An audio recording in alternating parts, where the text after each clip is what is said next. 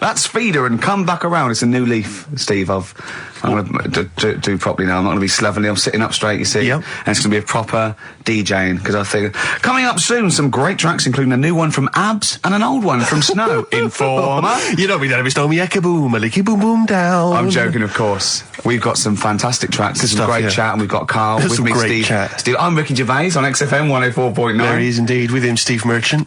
And Karl Pilkington, of course. Say hello, Karl. All right. Yeah, nice. And you say you read... The beginning of a radio show is very much your wares, your shop window, laying out your stall. I don't think you could choose a better track than The Only Ones, Another Girl on the Planet. I'd love to hear it. One of my favourite intros, that. Amazing. Oh, that was dangerous, because I once heard on Capital Radio, this has got to be the greatest rock intro of all time. And they played Money for Nothing by Dire Straits. Brilliant. Yeah, I can just imagine them putting their head down. I remember a friend of mine, when I was at school, he just bought a car, and he took me outside to show off the stereo system, Money for Nothing. Really? He just played that. I've never heard the song before. Just played that for its entire 4 or 5 minute duration. It is a good song for the sound system. Yeah, it's a good song for showing off intros and sound systems. Exactly. Yeah. You said you were driving along earlier. You saw someone. It was one of those zooped up sort of sporty saloons. Nice. You know, the big like a Mondale or something, big, and it was blaring out. And the bloke in it was sort of like, I could tell he was 24, but already going bald. Yeah. From like obviously his estate agency job, not too but he's made a bit of money, and he's got, and the stereo system was ridiculous. I mean, so loud, and it was going through Covent Garden. He was playing Snow in Informer.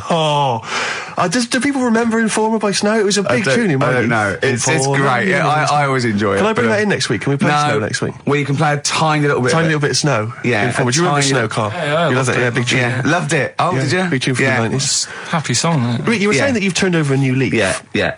Is that in all aspects of your life, or is that just in your broadcasting career? Because the reason I bring that up is because, do you want to describe what you were eating just now when we came in? Because you're a 40-year-old man. You've put on a little bit of weight, so presumably you're watching what you eat. Well, no, but it sounded exotic. I went into a cafe and they didn't have a cheese sandwich. Right. And can I describe what it looked like to me? Right, it looked to me like a big slab of cheese. You've just got them to just cut off a big block of cheese, like the size of a CD case, or one of those double albums, right, of cheese, right, and just lightly melt that for me so it drips over my hand and it gets really greasy in the bag. But just lay some strips of bacon on the top. Yeah, but listen, you've embarrassed yourself. Is that what it was? No, it's a croque monsieur, so it's French. It's a what? A croque monsieur. A croque monsieur. Yeah, and so I thought, I've never heard of a croque monsieur. You're having a, let's see, you embarrassed yourself. Is that how it's pronounced, or is it croque monsieur? Oh! Hey? You didn't expect me to be bringing out the French. Hey? Tu aimes la musique pop? Oui, je t'aime la musique pop. Le plume de ma tante. Où est le syndicat d'initiative? That means my aunt's pen. So what was it then? It was a croque monsieur. And it was just too greasy. It was just too... And it was all wobbly. I like toast, I like it to be crisp. Sure. That's the thing with, like, what? This is rubbish. Play Coldplay. Out the play. Coldplay. That's all right, isn't it? Yeah, it's not bad, yeah. Not bad. Nice little track. Yeah. Well, Steve, we've been away now for what, 12, 13, 14 weeks? Is it really? Yeah. Wow. I've been looking forward to coming back. It's great to be back. Yeah. And, we've had some laughs, some tears in the interim, I imagine. Yeah. We've had a few ups and downs. Obviously been working on the TV show, The Office, BAFTA winning. Coming soon, BBC 2. But Rick, I just need to mention something quickly to you. When did I last see you? I saw you yesterday, didn't I? Yeah. Because we went up to Edinburgh yesterday. We were very nicely invited to go and talk at the Edinburgh International Television Festival. It was quite a big deal. We went up there and we were interviewed.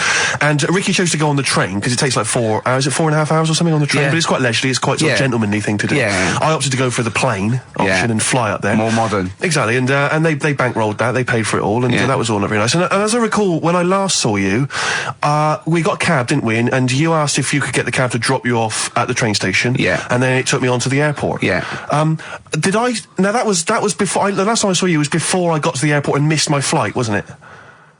Because I had to drop you off in the centre of town. Yeah, no, that was just before I had to pay £165 to upgrade to another ticket. How did you not tell me that in the last hour? £165, Ricky.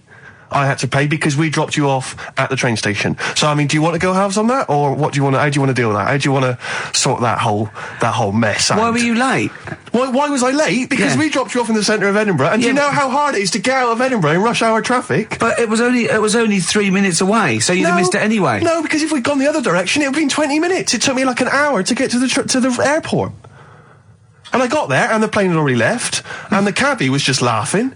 He was saying, we're never going to make it. He goes, you were a religious man, you better start praying. I thought he was being facetious. He was absolutely right. £165. But hold on, why didn't he tell you that when he picked up at 4:15?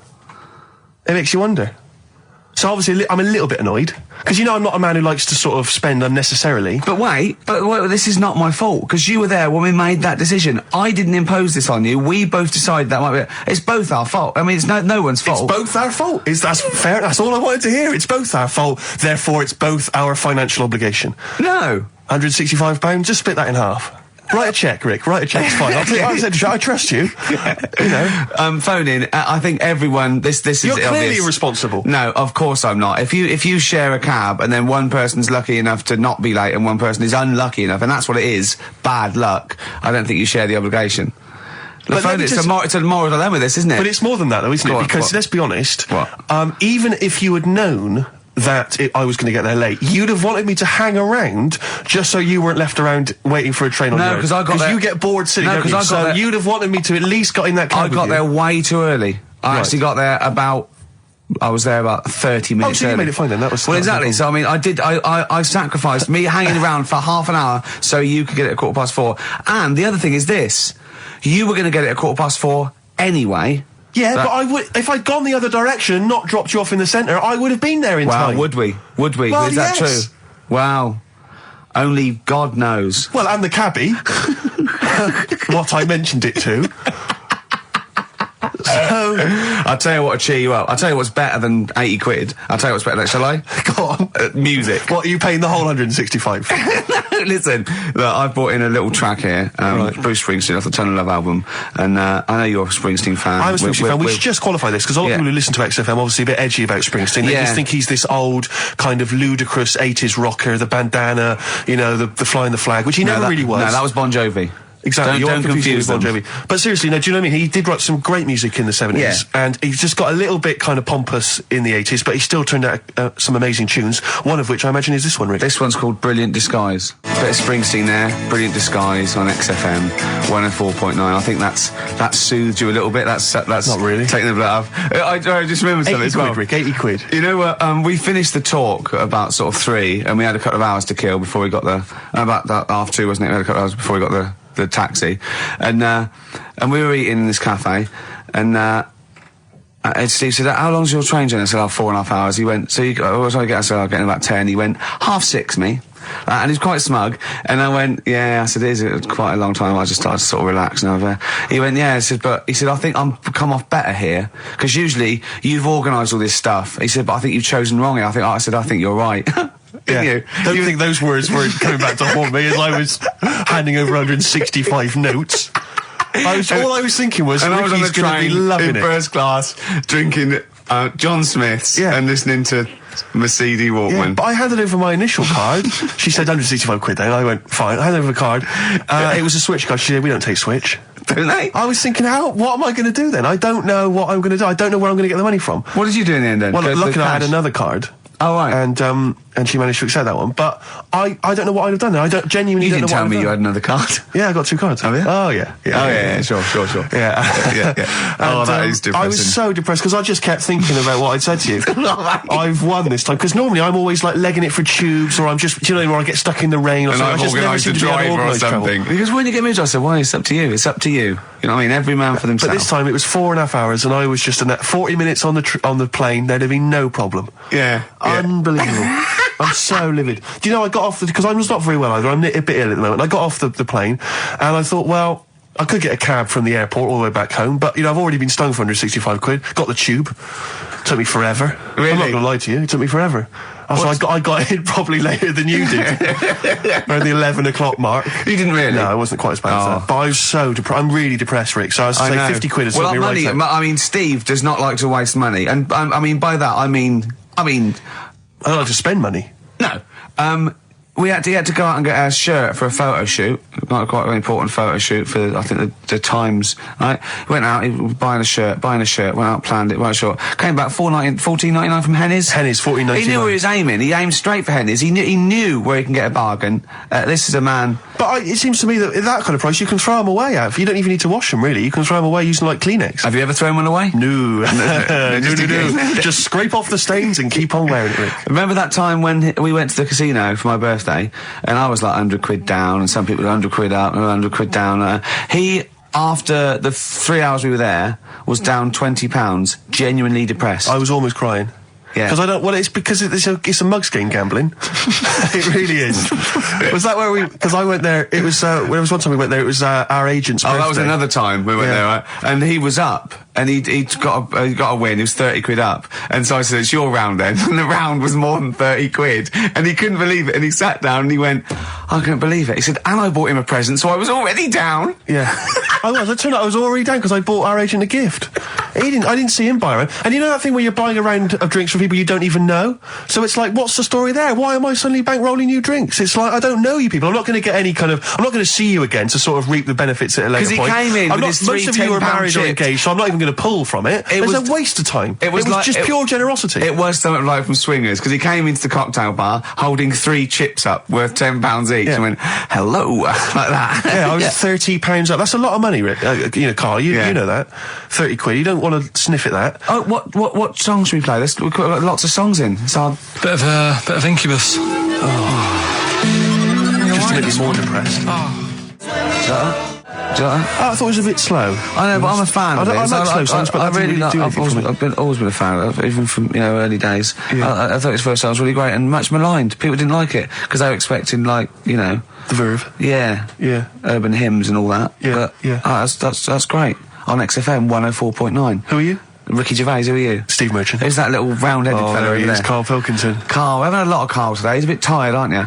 Just a little bit. What happened? You came back from Edinburgh today as well, didn't you, on the plane? This morning. Yeah. Got an early flight. Yeah. It's just annoying me because there was like people on the plane fighting over where they wanted to sit. Surely they've got designated seats. Well, they have, but that wasn't good enough for them. They wanted to sit next to the friends and that. And it's like, well, you can't because you didn't check in together. So that's the way it is. Yeah, done. But the thing is, it's from Edinburgh, 40 minutes. Yeah. And I just don't understand this sort of...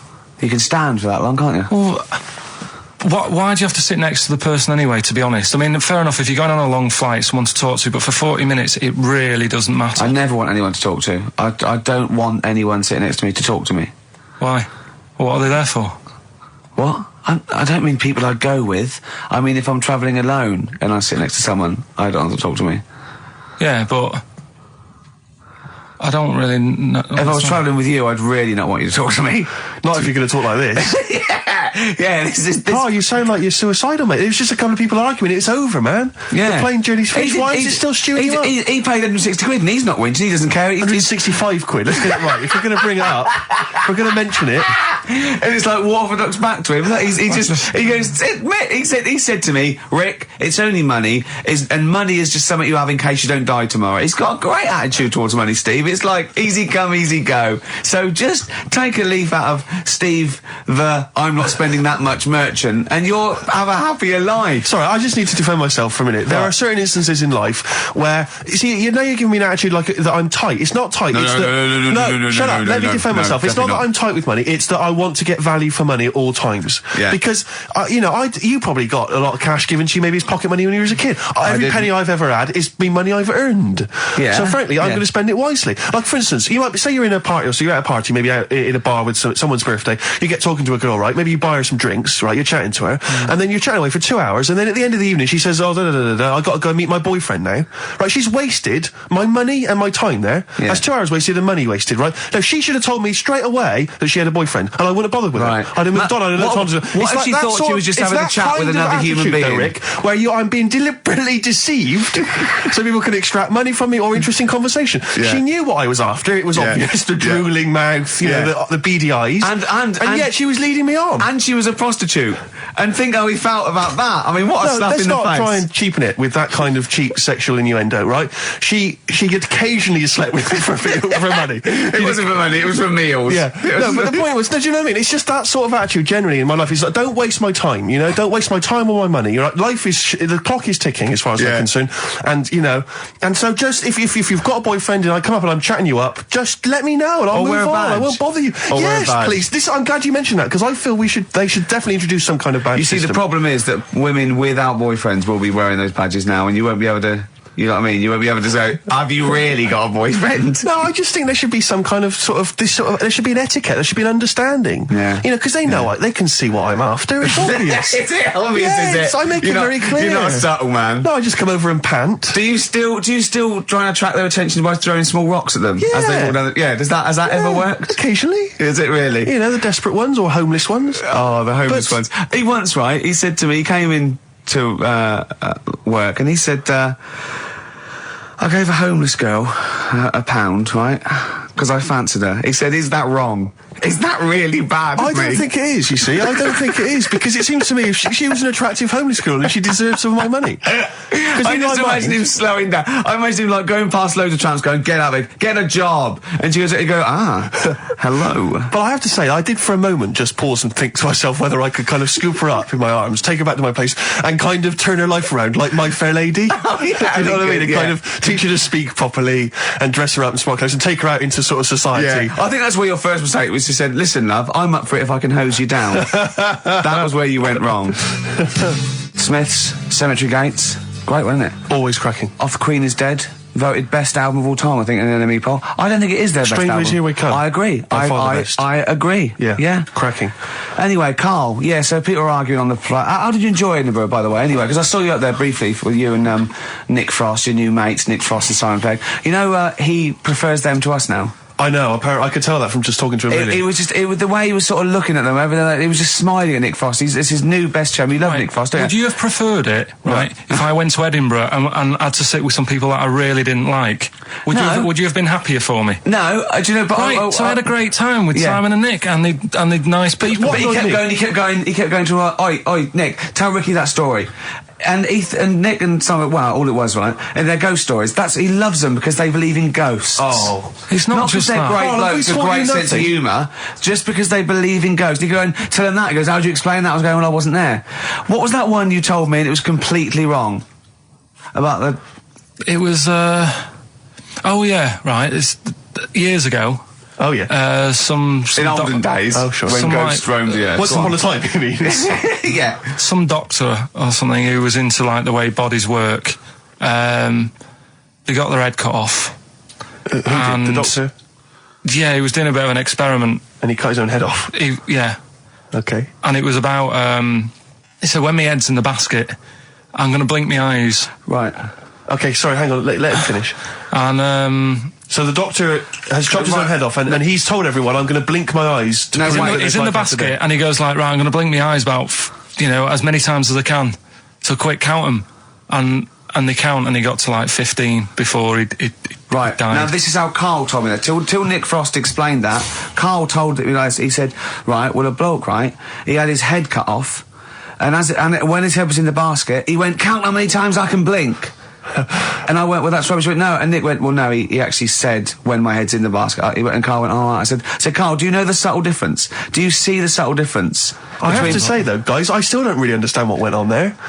You've both lost me. The story is that a bloke who'd been found doing, You mean that Karl just explained it and that was a clear version? Because I still don't know what you're talking about, Karl. Well, this bloke had his head cut off at experiments against God. He was a doctor in the, in olden times. Yeah. And when they cut his head off... Why did they cut his head off? Because it was... he was executed. Crimes against... Exactly, he was executed, yeah.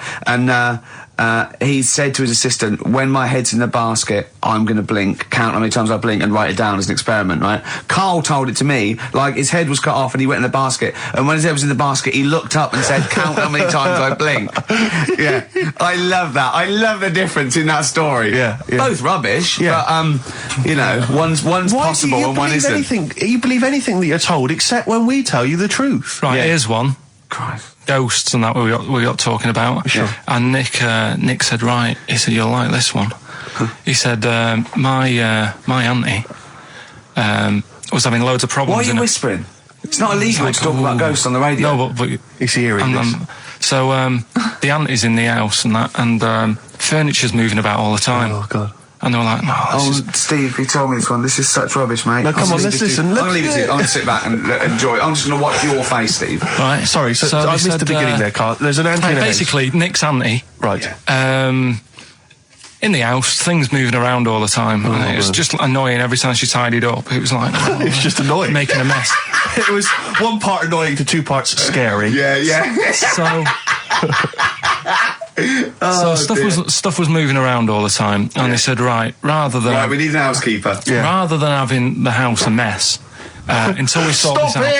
I've got the vicar coming round. Stop moving stuff around. Oh, yeah, go on. They said that shouldn't be in the pants drawer.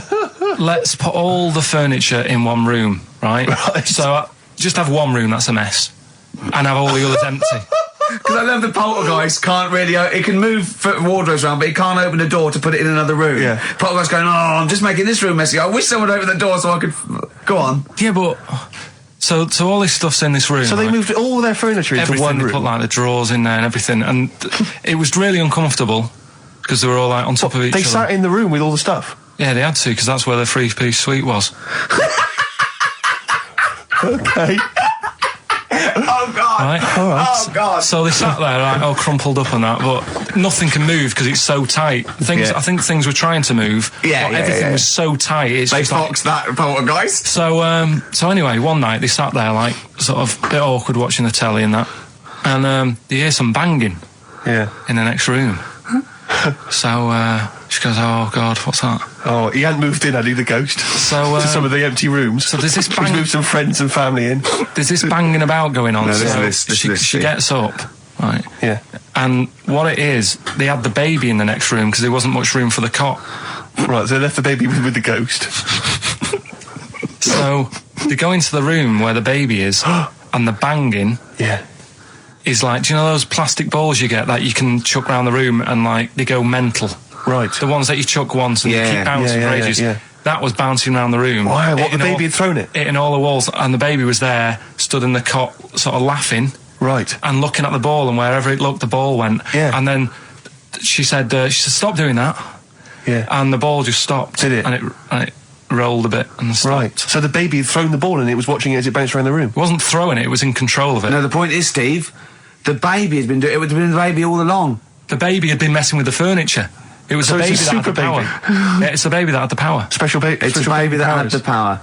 It's what a baby that had the power. What, the power what's the power of telekinesis. Right. They were then trying to convince me that telekinesis was not like all the other stuff that I didn't believe in, but that was a science. Right. Telekinesis was possible. Yes. Yeah, it's not like ghosts and demons and all that sort of. Telekinesis is different. Yeah. That's science. But Nick's auntie saw it, and I love the fact that you're telling me that someone else's auntie saw it. So I should be satisfied with that. Yeah. I should be satisfied with that. I mean... No. So does she still live in one room with all her possessions? No, I think... The baby grew out of it, apparently. It grew the up. baby grew out of it. So it doesn't use its telekinesis powers anymore? Well, no, it's like in Carrie, innit? She was upset for a bit, and then she got over it. Okay, I'm just going to say one thing, Karl. That was a film. Do you want to play a record or...? Got free. All right, on XFM 104.9. Can I just tell you a story that Karl told me a couple of weeks ago? Is this another ghost story? Another spooky story? Yeah. I called him out. I was, what are you doing? He said, I've just been reading ghost stories again. He said, you don't believe in them, but how do you explain this? So I went, go on. He said, I'll tell you as he told me it. He went, bloke, right, just sitting at home, doing, watching telly with his cat. And, the phone rings, and it's a bloke going, is that fire, in your oven okay now? 'Cause your wife called. And Karl went, well, 1, there was no fire in the oven. 2, he wasn't married. I went, right. Go on, he went, well.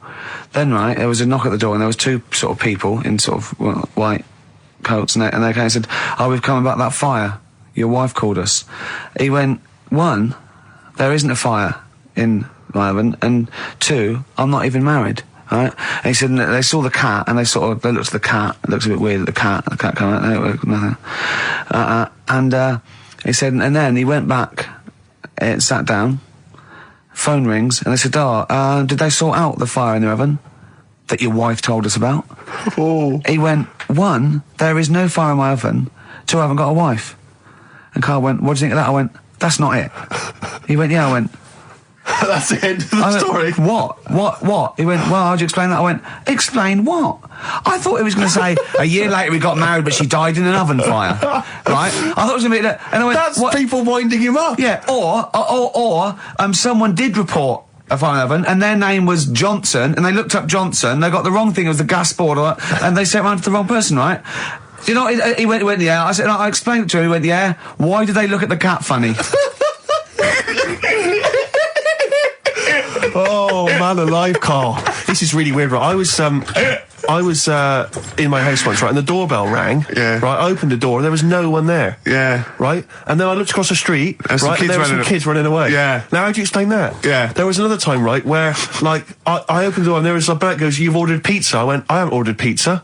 And I heard my mate upstairs giggling and putting the phone down. Yeah. How do you explain that? Karl, seriously, why did you tell me that story? What did you think that was weird about that? The fact that it was 3 different people. Is this all the information? Is that the entire story? It was 3 different people. Did you fall hassling asleep him and not read the about end? A fire that didn't happen, about a wife that didn't exist, and a cat that didn't look happy.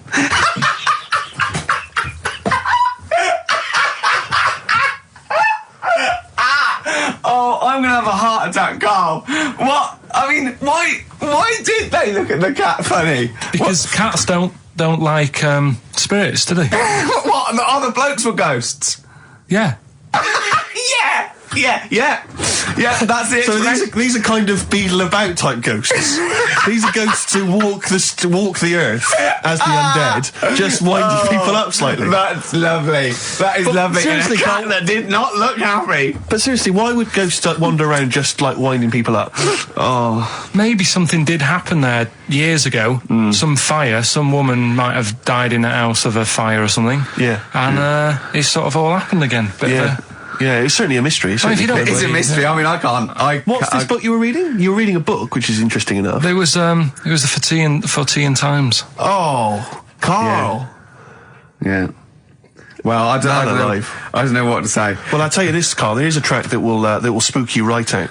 This is Warren's Yvonne from what was it, like about 1979, early 80s? Oh, great track. Werewolves of London. Play this, Karl, but don't be scared. From 1978, Karl, Werewolves of London by Warren's Yvonne. Are you a fan of that? It's alright, Great track, isn't it? Fans of Warren's Yvonne, maybe if you know he's got a new album out. As we speak. Although, if you're a fan, you probably know that already. Yeah. If you aren't a People fan, who hate him would be interested in knowing that he's got a new album out. Yeah. Do you believe in, I think, lycanthropy? Is it not called? What's that, sorry? Lycanthropy. What's lycanthropy? Isn't that werewolfism? Really? Isn't it? Do you believe in that, Karl? They've found stuff, haven't they? They've found kids walking about who are all hairy. Because they've sort of grew up with wolves and that. Yeah. So No, you see, 2 things there. You cannot take on acquired characteristics genetically. So if you grew up with wolves, it wouldn't suddenly make you hairy. There's been pictures, there's been stories on it, and I reckon a lot of people have seen the stories. It's a popular thing. You mean the kids that are born hairy? No, there's kids who have been born hairy, right? Yeah, that's it. No, but listen, and they walk around on all 4s, and they drink milk from a saucer. Steve, this is remember that time with the maggot in the head? Yeah. Getting out with bacon, and you were like laughing, and then people called up and said, yeah, I've seen that, I've read about that. Yeah, this is the same thing. Have you seen an XFM listener up close? Have you ever looked? They drink milk from a saucer. Yeah, they've got to be kept on leads. people who listen to this show. There's no point me telling you about stuff. There is. It's comedy See, gold. when you were at school, did you keep arguing with the teacher saying you're talking rubbish there? Teachers didn't teach us about werewolf boys and ghosts. They taught us maths. God, right. Tell the story about the manhole cover. Right, in the same magazine as the one with the cat and the fire and that. Don't tell me that story again, it gives me the shivers. Yeah, a cat that's got a weird expression on its face is against God. Anyway, this isn't a scary story. This was just like physics. Physics. Yeah. It was going on about the nuclear bomb and how powerful it is. And they put a manhole cover on top of one. Okay. Blew it up. Yeah. Never saw the manhole cover again.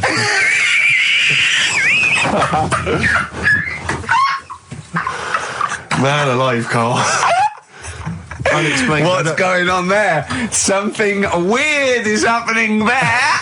Oh. If anyone has ever seen that manhole cover, please get in touch. We'd love to know where it is. Oh, that's fantastic. What sort of experiment is that? I imagine all these scientists on multi-billion-pound research budgets, they're going, we test everything. What would you do to a manhole cover? Don't know. That's like letting a couple of students yeah, exactly, have control of a nuclear Do you reckon it can Let's send a put this traffic cone Yeah. into orbit? Go on then, put it on there. I love that. Imagine that. What value is that? I might tell you what we could do. We could put the manhole cover on it and aim it, and then blow the bomb up, and the manhole cover would have someone's eye out.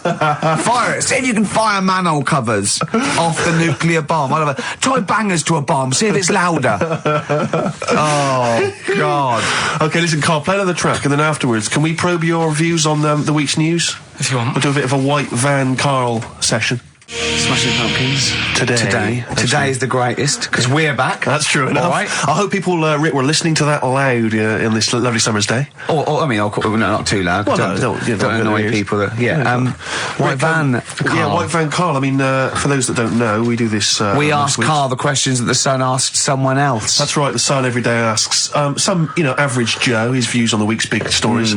Karl, let me ask you now. What do you make of Prince Harry smoking openly at a polo club? Are you aware of this story? No. Was it? Go on. Prince Harry, you know that he's one of the royals. Yeah. And he was seen smoking openly, a fag, a cigarette, a polo Third in line to the throne. Something like that, yeah. Imagine that. Someone smoking a cigarette who's third in line to the throne. A cigarette, Karl. Is it a non-smoking polo club? Do you know, I don't know, but if it were, would that make things even worse for you? Well, No, yeah. seriously, what do you make of it? This is the whole, the furore is he's a role model, he's a royal, should he be seen puffing away in a public place? I don't think it matters, does it? Not concerned for you? How old is he? Is he old enough to smoke? I think he probably is, yes. Right, yeah. Well, fine. I think the trouble with this role model thing, with anything that's legal, it should either be illegal or not. Yeah. I just don't think you can impose things like that, because you could say that it is bad for you, and it is bad to start smoking, and it really is bad for you. It causes cancer and everything. But everyone knows that, don't they? Well, yeah, but you should either make it illegal or shut up about it. So this is Karl you're asking, isn't it? I am indeed. Sorry, So we can throw these questions your way as well if you fancy. Sorry, yeah. But it doesn't matter. But Karl, what are your views generally? I mean, it's obviously cigarettes are perfectly legal and so on, but what about stronger narcotics? Because I know you're very scared of drugs and stuff, aren't you? I'm not a fan. I don't No, what's your concern? What's your worry? Just that you might get into them. It's Sure. like you might have them and go, oh, this is all right. Exactly, Karl. Exactly. Although I was talking to you about it earlier, and you weren't very sympathetic about a lot of young people who have perhaps gone to crack or smack. Didn't you describe it as their own fault? Sometimes it is, isn't it? Yeah. I mean, I could have turned to it where I grew up, but I said, well, don't want to do that. It's not good for you. Sure. And I avoided it. You turn to ghosts. So you've got no sympathy for anyone who's a drug addict. It's their own fault. It depends, doesn't it? Sure. Do you know what I mean? You can be an addict if, I don't know, something. I'm trying to think of a nice way that Well, you most might people end up. start on stuff like that because something really traumatic's happened to them. Very few people go out for a laugh one night and go, let's all try it. Sure. So, but yeah. Just say no, I suppose, is the Just say attitude no. in the end. Listen to the cast of Grange Hill. Now, this will scare you. Now, Karl, you will be a little bit unnerved about this. Have you seen the film Jurassic Park? Yeah. You know what happened there? Well, according to the Sun here, it says scientists are planning to clone mammoths for a theme park. Look at his face. Look at that. He looks like a dog caught in the headlights of a car. He's terrified. I love Karl. He sprung to attention Karl. there. Is that the best news you could have? Man moths.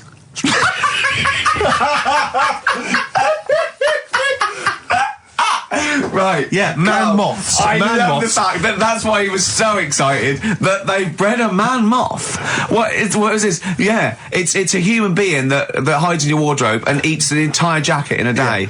Yeah. What do you mean, man moths? Mammoths. Mammoth, the big hairy Have you heard cow of a from the mammoth? Ice Age. I mean, elephant. You're not so excited about that, then? You can take or leave bringing back mammoths to life, but a man moth... A man moth is a different matter. Oh, if we'd have never brought that up, he'd have gone and told someone now. Yeah. You know, they've bred an half man, half moth. This is what we This is how mean. things start. This is what we mean when you hear don't- these ghost Are you stories. slightly deaf? Is that it? When you hear these stories, you're slightly deaf. And his head was in the basket, and he went, "Count how many times I blink." Is it? Carl, is English your first language?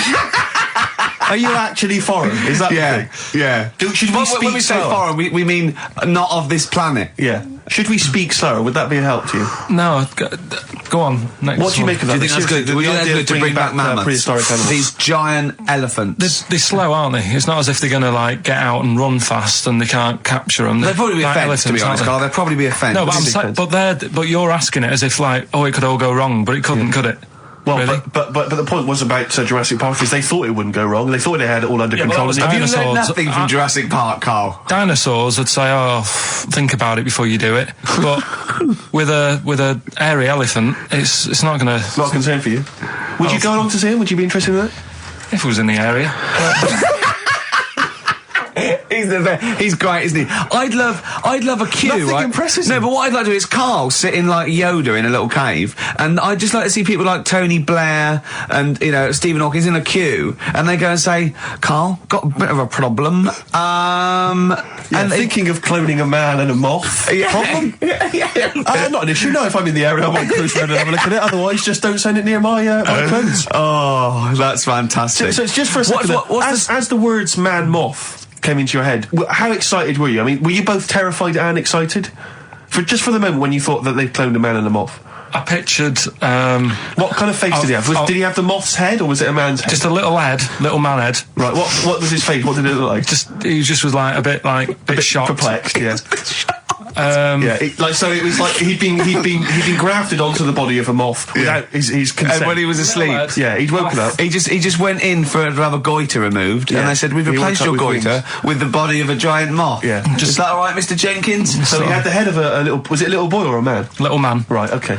and he's just bumping into a lamp. He's just bumping into a lamp. If you went into hospital and they'd done something, what's the worst thing they do, right? What would you rather have done, right? You wake up and you've got lobster claws for hands. Right. You wake up and you've got duck's feet. Or you wake up and you've got one horn coming out of your head. The worst thing, Yeah. probably the horn coming out of my head. Why? Get in the way. That'd be useful, wouldn't it, in fights and stuff? And for like parties, people would play Well, I quoits. suppose the lobster claws would also be quite handy there. Definitely. Black Rebel Motorcycle Club, spread your love. You enjoying it so far? Yeah, I suppose so. First show back. Yeah, it's not bad. It's great to be I'm back. just thinking about that money, Rick, to be honest. It's still playing on my mind. I know, yeah. Could we maybe get like a sort of telethon type thing going or a little charity thing, just sort of help me pay? You can't really ask people to send you money. It's Really? technically begging. Is it?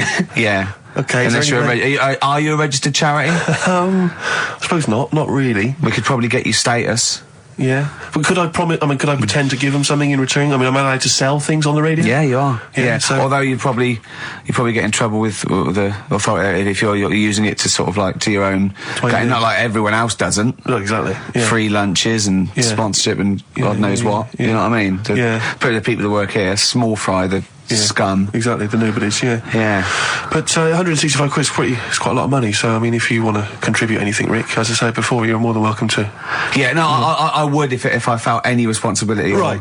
or cared. Sure. But I got there too early, which is annoying. What we should have done really was get you your plane and come back because I'd have had time. Do you know, I was going to mention it at the time, but I didn't want to because I knew the answer would be no. So I was off. Oh, Carl. Oh, I've had a great time. I've forgotten how good it was just to have a normal just to have a conversation with you.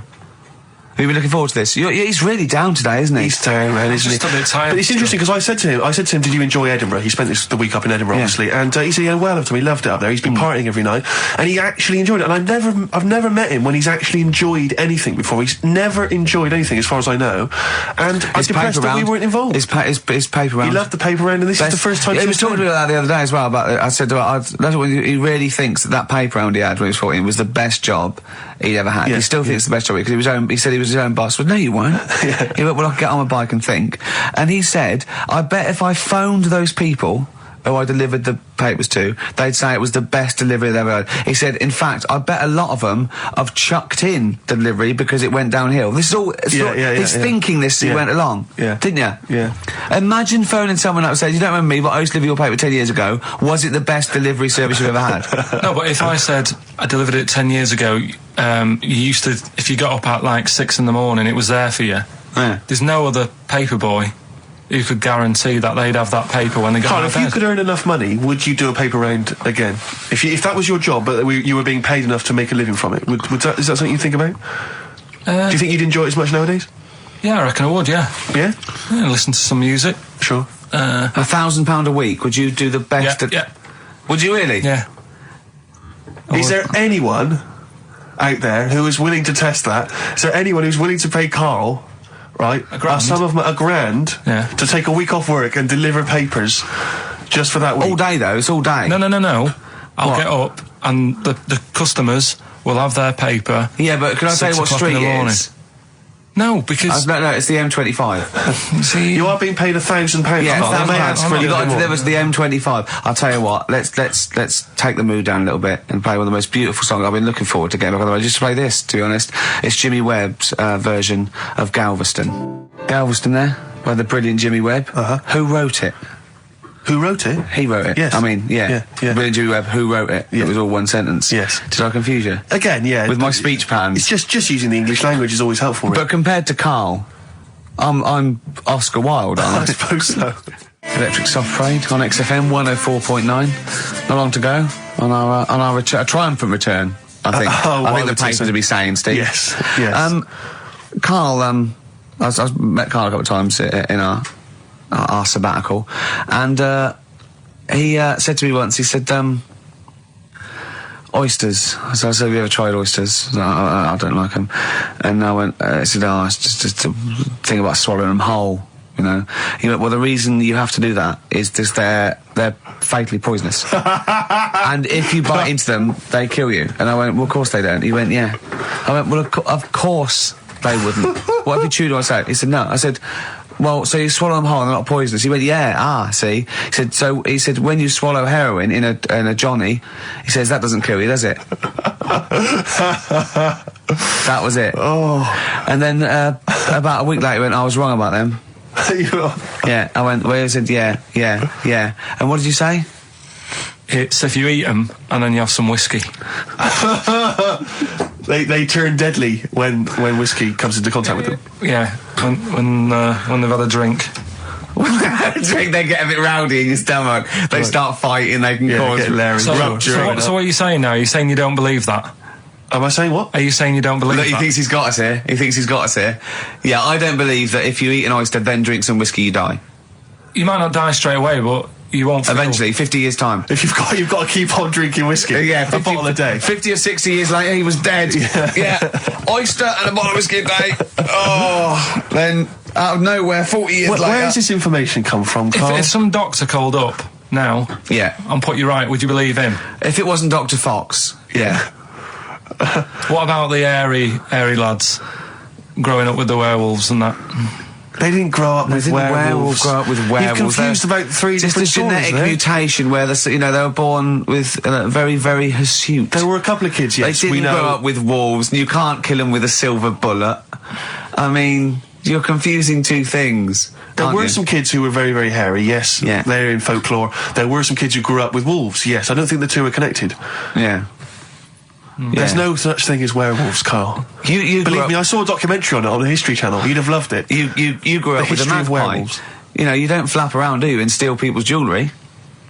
What was the thing you told me about snails?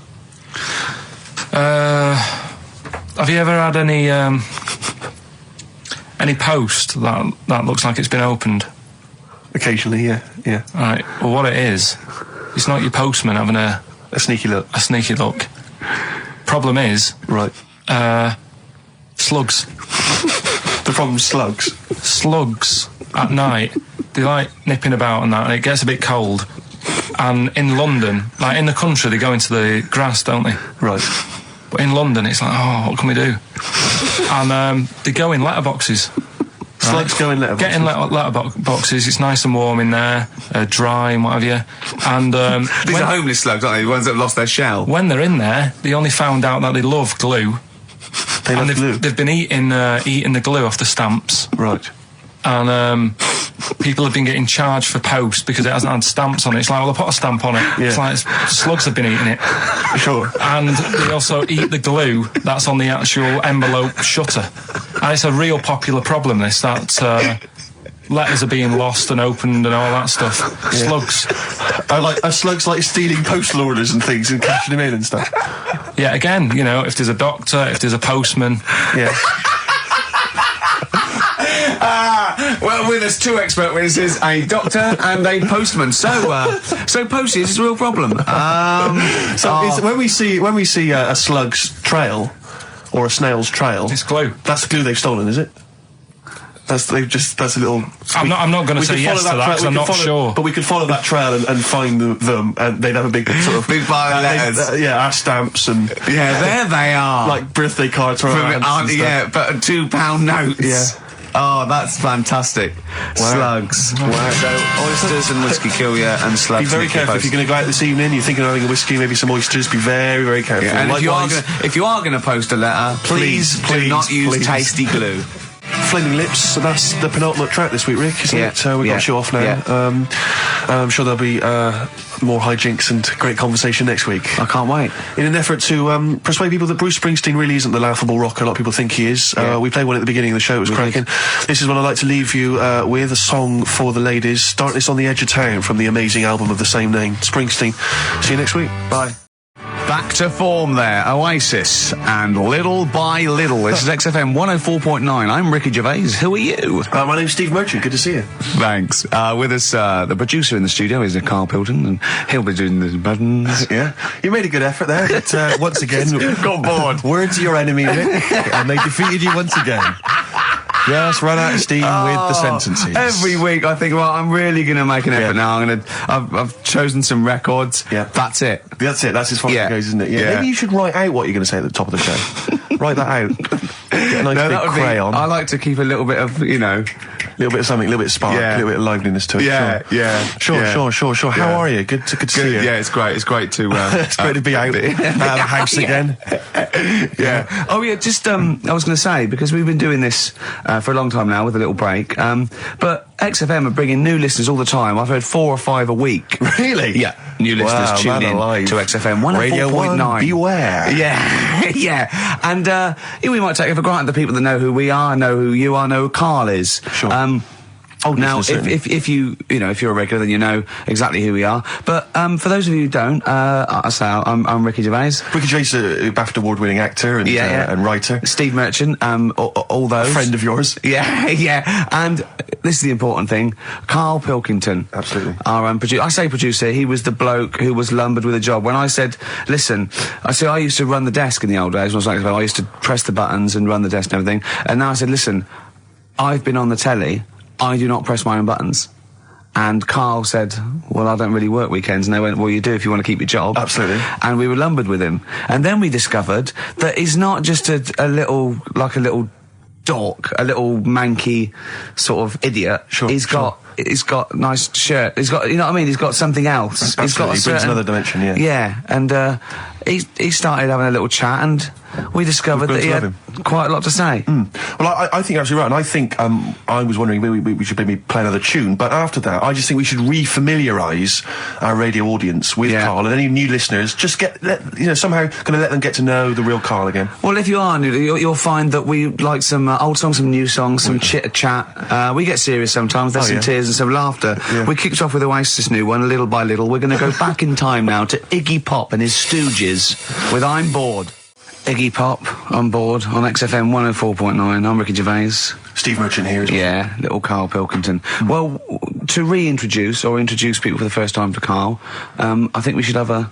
Yeah, maybe sort of a quick Q&A, Karl, and we don't need sort of lengthy answers from you. We don't need lots of detail. You know, can we just a couple of sentences? Just to get a flavour of who you are. Yeah, so firstly, name obviously Karl Pilkington. Age, Karl? I'll be 30 next month. Really? This month? No, next. Where are we? I don't think we need to ask any more questions. I think we've done it. That's it. I think we've Welcome done it to the world of Karl Pilkington. I think that, I thought it would take 3 or 4 I questions thought it was going to be at least, to really explain that was the Karl first was question. Absolutely God. incredible. But you know, we can't really leave it there because we haven't got enough else to do to fill up the 2 hours. So let's pursue this line of inquiry. Yeah. Age? What was the age, Karl? In a couple of months. When were you born? I'll be 72. Right. What month? What day? I'm on the cusp. You're on the cusp of the day. Well, 23rd of September. Okay. 72. So anyway. Okay, right, good. And you were talking there about, obviously, your star sign where you're on the cusp. Yeah. You believe in that, do you? No. You don't believe in star signs? No, not really. But you do believe in ghosts, I understand. No, because paranormal. but the star sign thing, you've got how many different star signs are they? 12, innit? Right, and then you've got like loads of people. Yeah. You do the math. So they're saying that, you know, there's only 12 different sorts of people in the world. Exactly. That's exactly right. It's made up. It's made up nonsense. It's non-science. It's pseudoscience. It's yes. It's hairy man and dyed hair woman science. Yes. Isn't it? All right. Yeah. Anyway, back to you, Karl. Where were you born? In Manchester. Okay. What GCSE results did you get?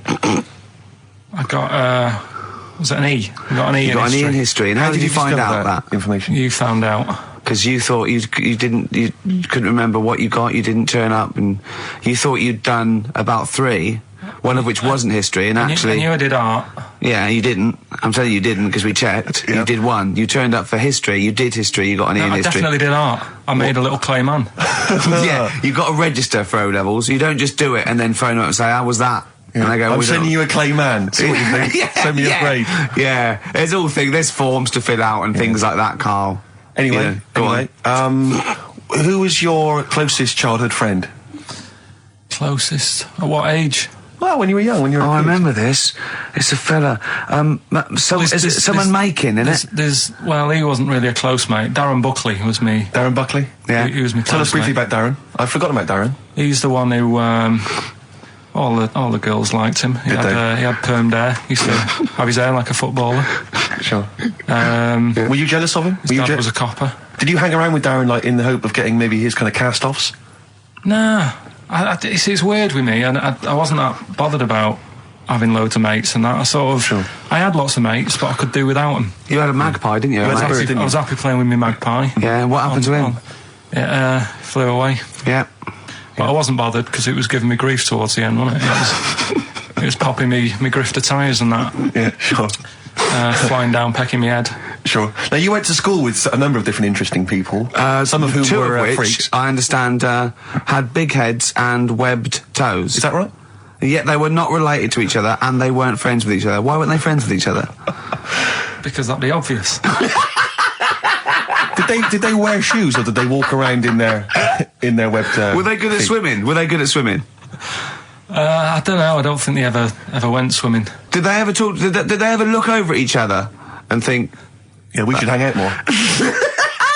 I told you something in the week as well. There was another lad at school had a pigeon chest. He had a what? Can we come back to this? He had a pigeon I think chest. we should play a record, Karl, because I think we've hooked them now. Yeah. I think There's no one switching off now, Rick. No, play a record. Blur, Coffee and TV. Karl, I said it's not the best Blur song when it was playing. You know, I don't want to diss it, but, you know, it's not the best one. I mean, that's fact. Sure. You know. Yeah. Karl won't like the video, though. That little milk carton. Yeah. Bit sad, it's tragic, isn't it? He went, this is all to himself, I'm not even joining in. And then he went, yeah, but it's alright at the end. He goes to heaven, he finds a little girl milk carton. Just lives out a little thing and is that like you on your paper round, that little milk carton, walking around like that? I imagine you... Oh, people don't know, but if you've just tuned in, Karl had a paper round. It's his favourite job ever. And he maintains it's the best job he's ever had. Isn't it, Karl? Wait. Go on. I don't know what's so weird about that. It's a paper round. Yeah, but look, forget It's not all the most that. fulfilling of jobs. Look at the way it works, right? You get it out of the way at the start of the day, so you got the rest of the day to yourself. It's the same as signing on. Your own boss. You know. Same as signing on. Well, you're not your own boss. The guy at the news agent's your boss. Yeah. Yeah. But That's great. You've proven me wrong there. Yeah. Yeah, that's great. Nah. Yeah. Nah, not really. Would that stand up in court? Where you were found with the dagger? Nah. Was I? when are we playing the new game? Oh, Karl's got a new game. Karl's very excited. I was But we were talking about something before. Yeah, the well, record. the freaks used to go. You had people with big heads, 2 web feet, didn't hang around each other. That would be too obvious. You had a fella with a pigeon chest. Yeah, what's the story with the pigeon chest? Don't know how it happened. It was like it looked like somebody had sort of hit him on the back with a big hammer, and it had come out at the front. Yeah. And I've never seen it since. Could that have been the answer? What? Why he had it? Why had it? Possibly, I suppose, in your neck of the woods. Yeah. Don't know. Never asked him. It's just come back to haunt you, has it? The pigeon chest. No, it's just that when you mentioned about kids at school, I forgot all about him. You're talking about the kids with the web feet and the big heads. Yeah. And I forgot about the little old The pigeon chest. pigeon boy. Yeah, pigeon. Yeah.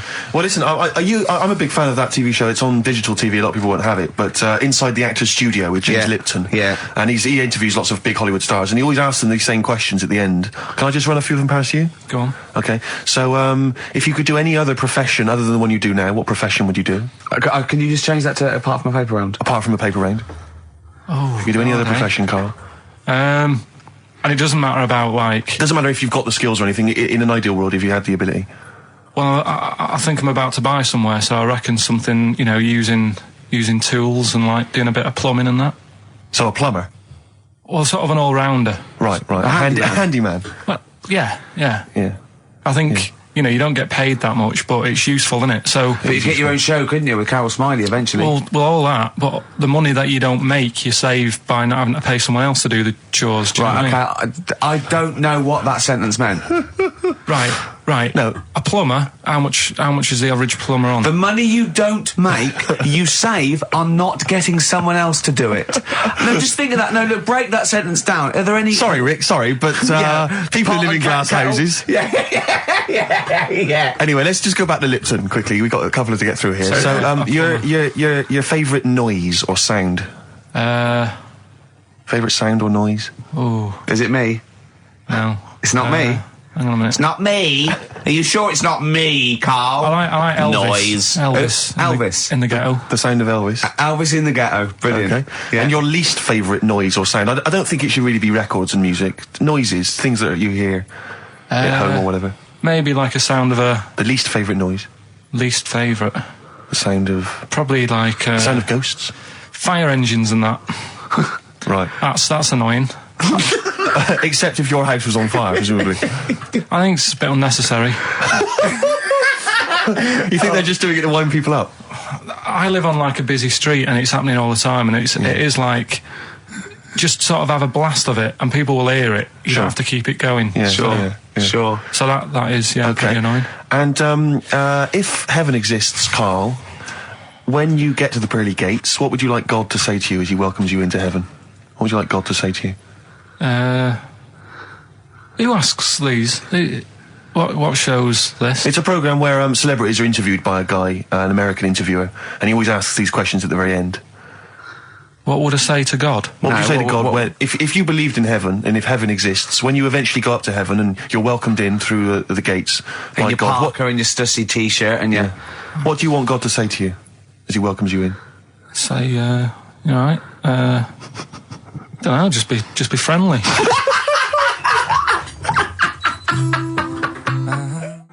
That's the reindeer section. Beautiful. Yeah, nice stuff. It's a kind of Scottish supergroup. Lots of different artists from Ben and Scottish Sebastian bands. have got to be involved. Is it the singer from them? It may well be, yeah, on that particular track. There's different people. Mull Historical Society, Idlewild, Teenage Fan Club, different people from all those bands. Get together with a guy called Gary Lightbody from Snow Patrol, and he writes And the all tunes. that on XFM 104.9, Steve. Absolutely. Let me just name that track. That track was Grand Parade from their current album, Son of Evil Reindeer. Feeder. come back around on XFM 104.9. I'm Ricky Gervais. But who are you? Oh, thanks for asking, Rick. Steve Merchant. With us, Karl Pilkington. Well, Karl, now I know I shouldn't, but I met Karl in the week against I Steve. told you shouldn't do I this. know. You know, you should but wait then when till the he starts saying things like, "Oh, is this lad with a pig?" I go, "No, save it," and we just sit there. and I'm scared to talk in case he comes. But you did tell me a couple of little things, didn't you? True stories that that I mean I enjoyed. Can you tell Steve one about the doctor? Right. Oh God. Where, is this something that happened to a friend of yours, or is this? No, I read about it. You read about it, okay. There's this little lad, right? Okay. First of all, it's years ago, right? When they didn't have decent doctors in like every town and that. Yeah. And this little kid is dead ill, right? Yeah. And the local doctor. Well, there's a phone call involved, so I don't really get the impression that it's like medieval times. Yeah. Yeah. But I didn't say that. I just said it's years ago. So this kid's ill, right? Yeah. And he's lying in the bed, and he's all going funny colour and that. Yeah. And his mum says, "I'm going to get the local doctor around." The local doctor comes round, and she says, "Oh, so I don't know what's up with him." He said, "Leave it with me." Leave it with me. He said, the doctor said that. I'll have he said I'll phone up a top doctor. Okay. Who was in America or somewhere like that. And so he goes to the phone in his office and he calls America, and because it's years ago, the phone line isn't that good, it's all crackly and that, right? Yeah. So he's talking to the doctor and he's saying, "I've got this kid, he's a funny colour, and he's really weak and that. I don't know what's He's up not with him." giving him much to go on. Right? Sure. So the American doctor, right? Yeah. He goes, "Yeah, what you want to do?" And it's all breaking up, right? Yeah. He goes, "What you got to do? You got to." It's all breaking up. You've got to give him some parrot's blood, right? Some parrot's blood? Well, that's what he thought he said, but the line was really bad. Yeah. He meant parent's blood, but he heard that he said parrot's blood. He said, "Right, I'll do that. Leave it with me." I can see where this is going. He goes to a pet shop. Yeah. He says, "Give us like half a dozen parrots." Sure. Takes them round to the kid's house, takes the blood from the parrots, puts it into the kid. Kid's fine. The kid's fine. It worked. Such a load of shite in my life. I've never heard such twaddle, such just made up, enhanced, exaggerated bollock in my a life. load of old rubbish, Karl. I mean, when he told me this, he said, the doctor said, "What do I do?" And the doctor on the other end said, "Give him some blood." And the doctor went, "Where do I get blood from?" So hang on, wait, I just need to Where do I get blood from? Give him some parents' blood. Give him some parents' blood. Give him some parents' blood. Yeah. But hang on, I just need to know where you read this. Karl. Where was this? Where did I you read stitched this? you up. You know when he said, "So do you believe it?" I went, "Tell it to Steve." He went, "Do you believe it?" I went, "Tell it to Steve." Karl. Where did you read it? That was on the internet. What? About Where is illnesses. it on the internet? I'm always looking at stuff. I was looking at stuff this morning because of Yoragella last night. eating all that funny food and that, and also they all got a bit scared last night, didn't they, with a snake? I didn't see that. So is this I'm a Celebrity, Get Me Out of Here? Yeah, he got all worried about a snake getting on the sort of wandering about in between the sleeping bags and stuff. Yeah. And they were all scared, and it's so easy. Leave it with me. Sorry, the doctor says, "Leave it with me." Yeah. Leave it with me. Well, they were all scared because there's a snake, and it's so easy to find stuff out. Before they, where are they? Where is this jungle? Australia, I Right. think. Before they went, give it half an hour on the internet. I found out with snakes, you don't need to worry, right? They're deaf, they haven't got any ears. Right. So as long as you're really quiet, Creep around, it'll yeah. probably leave you alone. Yeah. And also, they don't have eyelids. Uh-huh. So they were suggesting if one's coming towards you, just like kick sand in its eyes. Because it can't blink, and it leaves it a bit like annoyed, and it wanders off. But they didn't do any research before they went. Yeah. And that's I think your knowledge would hold you in good stead. I don't think you need to know any more than you know. Well, we're going to come back to that because he also explained to me where a saying comes from that I want you to be part of. But and also, you should mention as well, Karl, you've come up with a competition, is this right? Brilliant competition. He thinks this can go to television. Is this an idea you've come up with? Yeah. Karl, I'm so looking forward to it. I'm looking forward to it. Continuing our exposure of myths and legends of Rockfall Tale, we exposed that myth that some maybe older rockers have had it and they've gotten they were never any good, and the kids today. I don't want to people like Rod Stewart. Rod Stewart's a great artist. He's a slightly laughable man, but a great artist. Let's go back to when he was rocking. When he cut the mustard. Yeah. Rod Stewart, You Wear It Well. Great tune. On XFM 104.9. Yeah, this doctor, I mean, we should find out who he is, really, and if he's still practicing, because it worries me a little bit that, he did that. Also, I mean, he thinks he's got away with it, but how could he be sure those parrots wouldn't talk? True. Do you know what I mean? There were 6 of them, they probably got together and they probably put it on the internet. I mean, I feel that story, Karl, it asks more questions than it answers. Yeah, really. Like most of your stories. Yeah, that's the problem. I always feel like I need a little bit more information. Like, did the parrot boy continue to live? Yeah. To a ripe old age, or did he die weeks later after this charlatan doctor who was going around, spewing things? Did he break his nose trying to crack a big nut? No, I think he's he was all right. He lived to a... See, I'd have shouted, if I was that doctor, I'd have shouted that down the phone. Are you sure you said parrot's blood? Yeah. You sure it was parrot's blood? Listen, I mean, I'm not the best doctor in the world, but did you say parrot's blood? Yeah, but what you're forgetting is you're going back to the time where, like, they used leeches to do, like... No, we're not. We're going back to the late 70s if there's a phone call to America Direct. Come on, Karl. They weren't calling America... like in the medieval times or in the Victorian age. Come on, think about it, Karl. Yeah. This has got to be like the 30s or 40s, the earliest. Right. I'm intrigued to know where this. I think there's someone on the web who's just putting information on there to lead you astray. Yeah, because you're the only person who finds this stuff. Other people are using this to write theses. What were you looking at that then? I always look at weird stuff. What were you looking for? But what do you type in the search engine to find parrot blood stories? What were you looking for? There was this woman with a weird head. Why were you looking for that? What were you doing? Just because I'd heard about it. I'd heard, like, someone talking about it on another station. Right. About this woman with a funny head. Right. I love the fact you're intrigued with these things. You go in the basement of Waterstones or Dillon's or somewhere, and there's these medical books that you'll love them, mate. Yeah, but this is free on the internet, isn't it? It's all there. Yeah. So what do you typed in? Weird head woman or? I think lady with head. Yeah. Weird people or something I put in. Sure. Yeah. Did you come up? 7,000 hits, Karl Pilkington. Well, it's all there, isn't it? It's interesting. The one that I was telling you before about, what's the name? The lost letter. The lost letter? What's lost postcard that's just turned up. Some woman sent a postcard years and years ago to a niece or something, right? Yeah. And a niece was like 3 years old back then. And just now, I think yesterday or the day before, the postcard turned up 74 years late. 74 years late? It took 74 years. And that 3-year-old girl's been living in the same house that whole time? Well, yeah. Sure.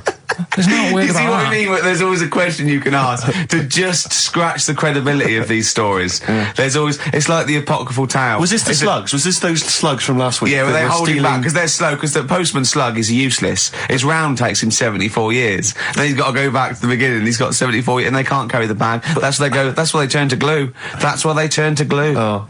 It's pitiful. It is pitiful. So you don't believe that someone sent a postcard years ago and somehow it's been stuck in the bottom of a post bag or something, and it's only just... Stuck in the bottom of a post bag? Yeah. That means that there's like a 95-year-old postman who's still wandering around.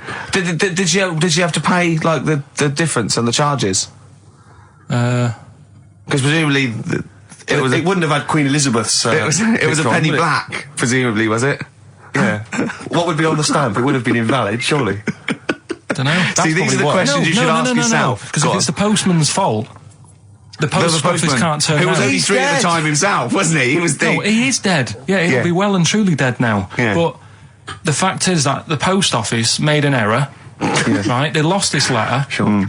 It's only just turned up. They can't turn around and say, sorry about this, I hope it isn't urgent. It's turned up 74 years late, and by the way, you owe us 25 pence. Yeah. They wouldn't do that, would they? That's true. So that's there true. you go. You're asking questions, though, you see? That's true, you see? So, you're interested in, like, where sayings come from as well, aren't you? Because you told me one in the week, I don't know if Steve's aware of that. Do you want to tell Steve this one? What's this a saying? Can we do this quiz? We'll do the quiz later. I know you're excited about the quiz. Let's do that later, but what's this saying? Right. What is the saying? Chucking a baby out with the bathwater. Yeah.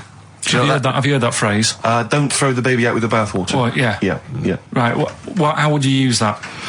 Well, how would I use that? Don't throw the baby out with the bathwater. I suppose if you've been discussing something, you've come up with some plans, but you're slightly worried, and you might abandon the whole plan, whereas there might be some ideas in there which are still worth retaining. Exactly. So you don't want to throw the baby out with the bathwater. There might be something you can just change, and you don't. Yeah. There might be a few ideas you can salvage from an otherwise worthless one. Well, the saying, right, comes from like years ago again. Mm-hmm. And pre or post phone, and ages and ages ago when the bloke worked in the house, he was like the coal man, and then you had like no way, it's important. Then like the mum is like she stays at home making the dinner, looking after the kids. Yep. And you've got like the little kid who's just growing up, just messing about and stuff. So what happens is, back then they didn't have like fresh flowing warm water every day. So all they could only afford to have like one full big bath of fresh water. So they'd fill up the bath, right? And then the dad would come home and he'd say, I've had I had a tough day at work and that down the pit. And his wife would say, it's all right, I'm putting the dinner on. You're going to have a nice warm bath. So, because he gets the bath first. Because he gets the bath first, because he's the grafter. And he's covered in coal. He's covered in coal, so the water's like minging by the time he's finished. Yeah. Right? And then the wife says, after all my cleaning the house and doing the cooking, I'm a bit sweaty now. She's covered in dust and grime. I'll have a bath, right? Yeah. At the end of the line, there's a little baby. Yeah. He's been playing out all day. Also got like little grubby knees and stuff, needs to have a bath. Yeah. He goes in the bath. Right, but because the water's so dirty, sure, they go and empty the water out of the window. Can't see the baby in it. Chucking the baby out with the bathwater. That's where it comes from. I don't know what to say, Steve. Because I heard this. I'm just. What do you think, Steve? So firstly, that sort of, that doesn't explain where do you start? You're struggling, aren't you? You're struggling where to start. Well, firstly, I can't see how we've now applied this to I've been the example that I've been thinking of this for days, Steve, waiting for you to hear this one. These coal mining parents deeply negligent. Yeah, I love They've left their baby in the bath unattended. That's the way round to do it. The one covered in coal. Yeah. You go first. Sure. You go first. Don't wash the baby and then get in that. Yeah. One covered in coal goes first. Yeah. That's the best idea. Yeah. Second most dirty one goes second, and then the clean little baby. Yeah. I think we should do him last because he's done nothing towards this family. But more than that, Rick, leave him to his own devices. Yeah. Jack, I'm just going to throw the water out. Yeah. In the bath. Don't check first. Have you checked that the baby's down there? Don't No, check, I'm not don't even going to waste bother. my time checking. You'd see it. I'd be able to see a baby. You'd see a baby in there. If a baby was in here, I'd be able to see it. I'm just going to throw it out. Yeah, I'm not even going to look, to be honest, Jack. We've Not all even had our gonna bath. look, yeah. If the baby's in there, then it should be making careful, itself Jack. We have lost 3 children this way. Don't worry. Where did you read that? New single from Supergrass, Grace, on XFM 104.9. Coming up in the next hour, Karl Pilkington's new game show. He's very excited about this. I'm excited. We don't know anything about it, but it's going to be dynamite. He's told me it's going to be a winner. He said it's going to go to television. Sure. I need some adverts, though. Oh, I'd love to hear some adverts. Can we have just 2 or 3 minutes of adverts, please? Vines there, Steve, on XFM 104.9. I'm Ricky Gervais with me, Steve Merchant and Karl Pilkington. Karl's getting very excited, as we all are, about his new... Should we let him do a little taster for us? Well, I'm very excited about it. So the gist of it, what is it? What is it exactly? Right. Is it a game show or is it a competition? It's just, I just thought it's something that, you can play and also people at home can take part in it. Now, would they phone in about this or they can just play at home while they're listening? They can just play at home. Okay. You mean we haven't got any prizes? No, there isn't. No, I think we could get him to phone in, maybe. Well, I don't know. Let's hear the game idea first. Yeah. Right, it's music related. Okay. Good. And what I do is I sort of tell a little story. Okay. And that story makes up a song title. All right. Well, it sounds ambitious. So, is it a cryptic clue? Could be. Say like this, right? Oh, dearie me. Oh, dearie me. Say like this.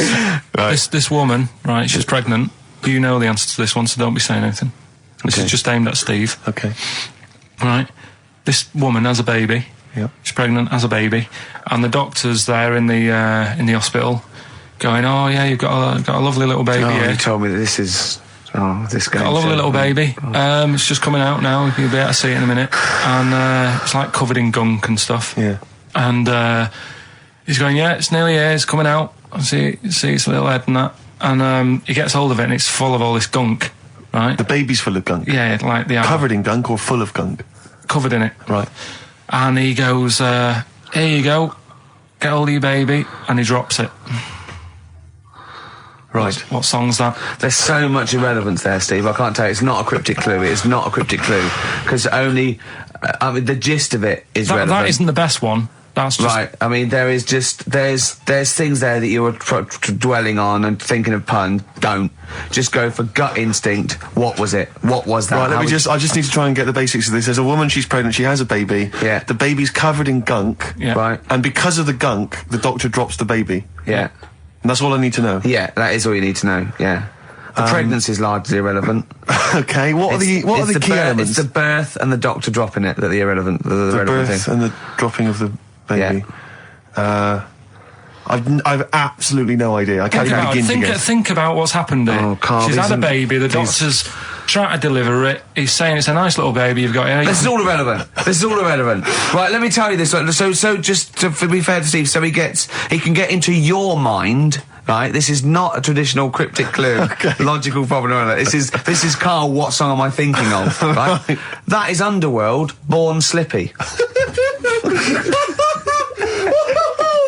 I have to say, actually, that makes textbook sense. Yeah. No, that does actually. No, I'm sorry. Do you like all the story about it's all right, you can see it in a minute. Oh, it's just covered in gunk. Yeah. No, I agree there is some extraneous detail, but I have to say... Yeah.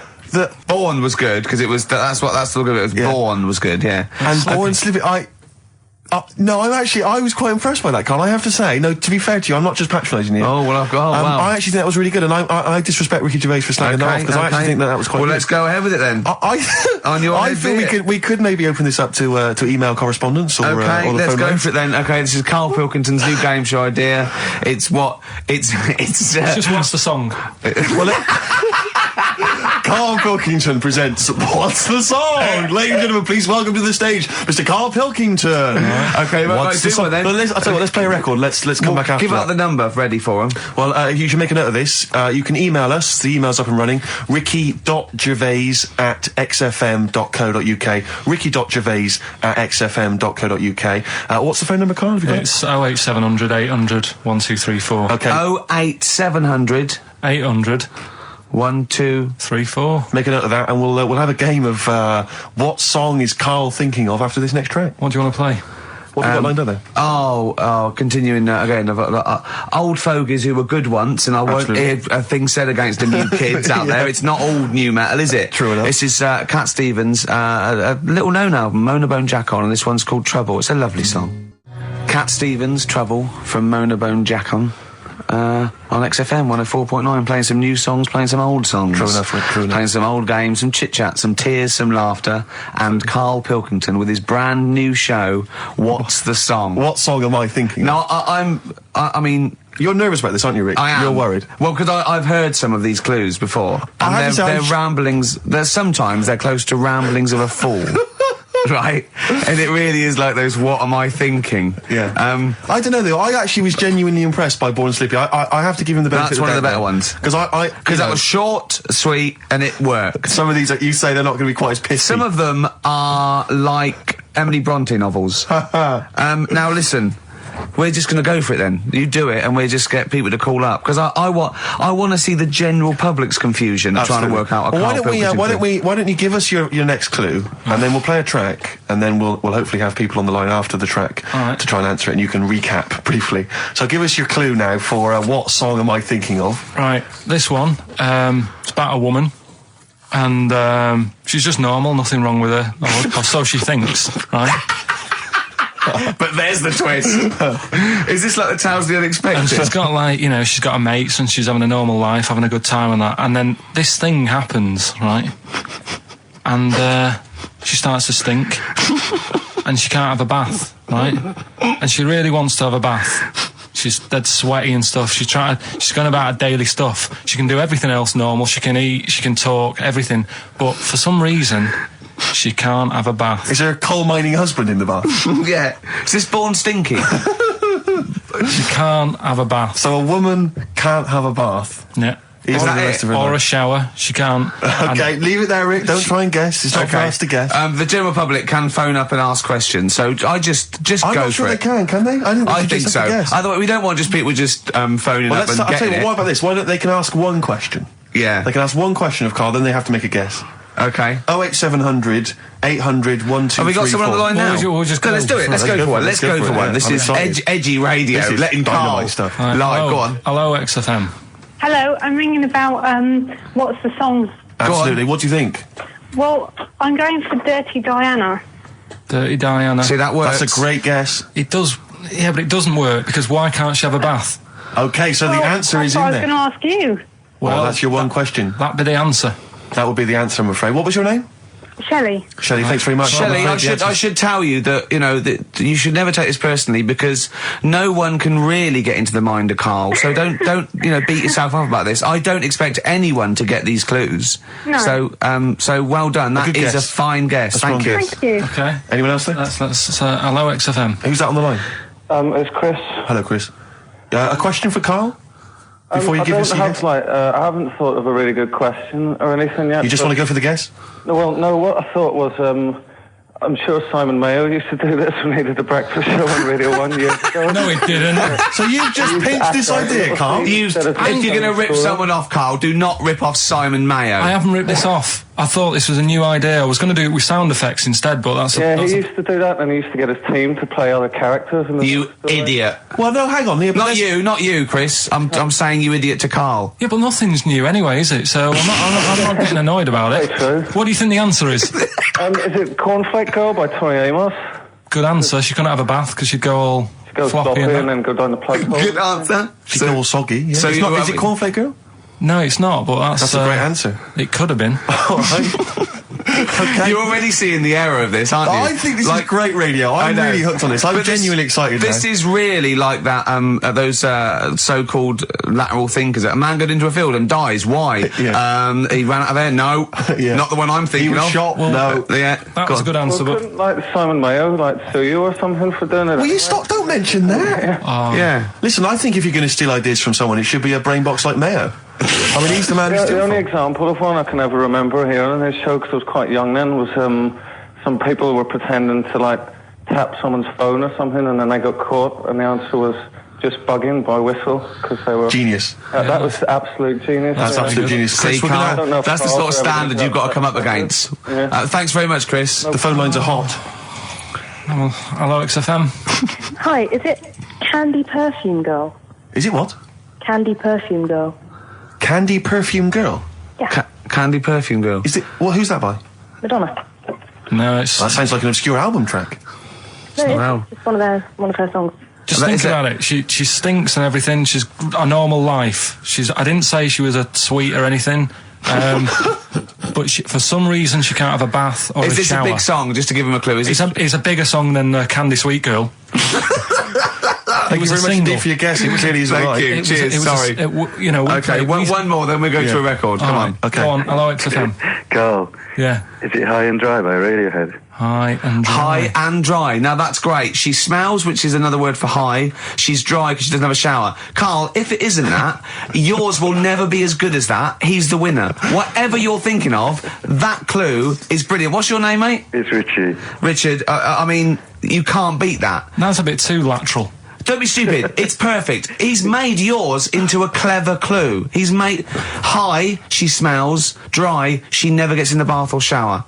It's not that, is it, Karl? No, it's you not. don't even get that, do you? Not Have really. you ever heard of the word high being used to mean sort of smelly? No. No. Oh, what? That was where you went wrong there, mate. Richard, I'm declaring you the winner, even though that isn't the I answer. don't think Thank we you. should give up this early. Can we Rick. just What? let's play a song and, Let's play a song. give it one more chance, because Yeah. if people think about it, it is really easy. I'm not going to find out the answer now because I've got to go out.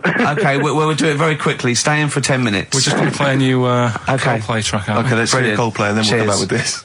Coldplay, One I Love. That's for Nick, Neil, Olivia in Tower Bridge. Absolutely, and also Nikki from Bromley who emailed in. She's enjoying the show and she wanted a bit of Coldplay. That's the B-side of the current single. This is In a My great Place. show, isn't it? We've got great music, we've Great got music. laughs, tears, we've got requests, we've got Simon Mayo games. It's a bit. It's just like Radio 1 for less people. Exactly. Radio 1 for less people. This is great, isn't it? So go on then. listen, Guy, you were so excited about this game, weren't you? Earlier, you came in with a But I hop, knew it skip, would and a leap in fall your flat. step. Although I must say the phones are going mental. We're gonna have to take This some is more it, no, calls. people I love mean, Karl. high and dry is great. I mean, it works. That's it. Can we have a very quick Just recap in case someone's yeah, just very tuned in. quick Can you recap. make it so high and dry doesn't work now? Give us a bit of information that makes it different to high and dry, or can't So you for those that even have do just that? tuned in, Karl describes in a roundabout way a story which somehow is representative of a song. Is that song right? title. A song title. Yeah. Okay. So this woman, she's all right. You know, she has a normal life, Pretty much. kind of. Yeah. There's probably a few things actually that she can't do thinking about it. But the main problem would be having a wash or having a bath or having a shower. Yeah. Maybe going for a swim thinking about it. Right. Let's go. I think water is the clue, isn't it? That's the clue. Alright, so Who's that on the line? Hi there, it's Mark. Hello, Mark. Hi, Mark. Right, What do if you it think? smells like Teen Spirit, Nirvana. No, it's not. That's a great guess. Smells like Teen Spirit again. He's also No. brilliant. Thank you, Mark. Well done. No, it's not that. Alright. Hello, XFM. Oh, that's a dodgy mobile. Oh, that's a bit of a clue. A dodgy Hello, mobile. XFM. Oh, they've just given up. They've all been going for Smells Like Teen Spirit. They just hung up. Hello, XFM. Hi, is it, She's Electric? Excellent. She's electric. It makes sense. That's fantastic. Oasis, Karl. she's electric.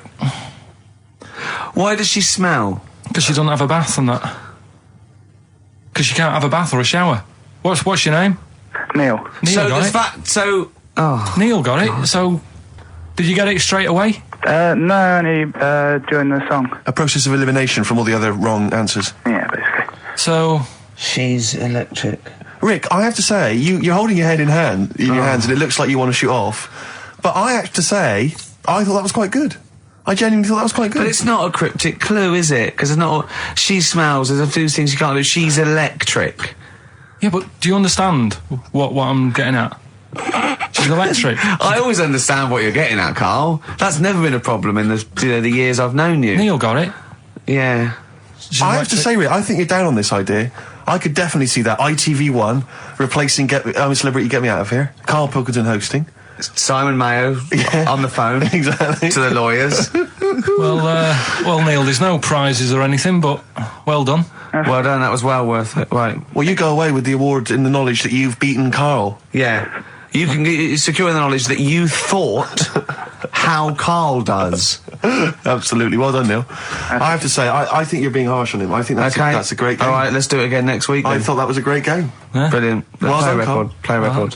What do you want to play? Oh, you know, I tell you, we've been playing some oldies, Rick, and I've enjoyed them all. But I think I've been in love with this song for many, many years. And when I saw it, reminded of it in Con Air, the film Con Air. Remember, they stick it on in Con Air, and it's just dynamite.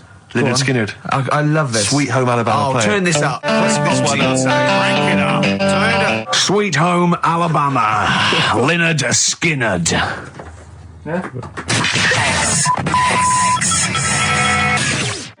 Strange and Beautiful, Aqualung, or as Karl says, Aqualung, on XFM 104.9. Well, it seems that Karl's clue, did go down quite well. Some other people got it. The game show as a whole has been well received. Well, I have to say the email. You know, we've had loads of emails, Rick. You know, I mean, we've had let me just count 2. Yeah. And one of them was aimed at Simon Mayo. Came to us by mistake. They thought they were listening to Mayo. Yeah. And the other is saying Karl, they love the game show. Radio 1 with less people. Yeah. And so, despite the fact it was a stolen idea, I think we can do it again next week. Just next week, let's rustle up some prizes as well. You're just like your little magpie, aren't you? Thieving shiny ideas from Mayo's nest. Absolutely. We played Lynyrd Skynyrd just before the ads, and I was just looking at the compilation it comes from. It's a great compilation. We took this from Driving Rock. Yeah. Which I imagine... This is not available in the shops. Exactly. I imagine it's come straight from the personal collection of maybe Tarrant or Foxy. Or Canfield. But there's some great names on here that I'd like to see. Maybe we could play them. He's a little Vance, isn't he? He's a tiny Vance. Exactly. You know, like your little Mayo? Canfield's a little Vance. I mean, these are some names. I haven't heard them for a long time. I'd love to hear them again. Alana Miles. Black Velvet. No, rubbish. Rhea. You don't hear Rhea, no? Chris Rhea? Yeah. Well, what one? Spin Doctors. Oh, God. Lest we forget the Spin Doctors. Crash Test Dummies. What happened to them? Dunno. Who else we got on here? Richard Marx. Yeah. Mr. Big. I didn't. He's guilty in that song when he goes, I swear I did, and all that, and the police came around. Well, there's no smoke without fire. I reckon he did it. To be honest. I reckon he murdered her. You're absolutely right. Go on. Legs, ZZ Top.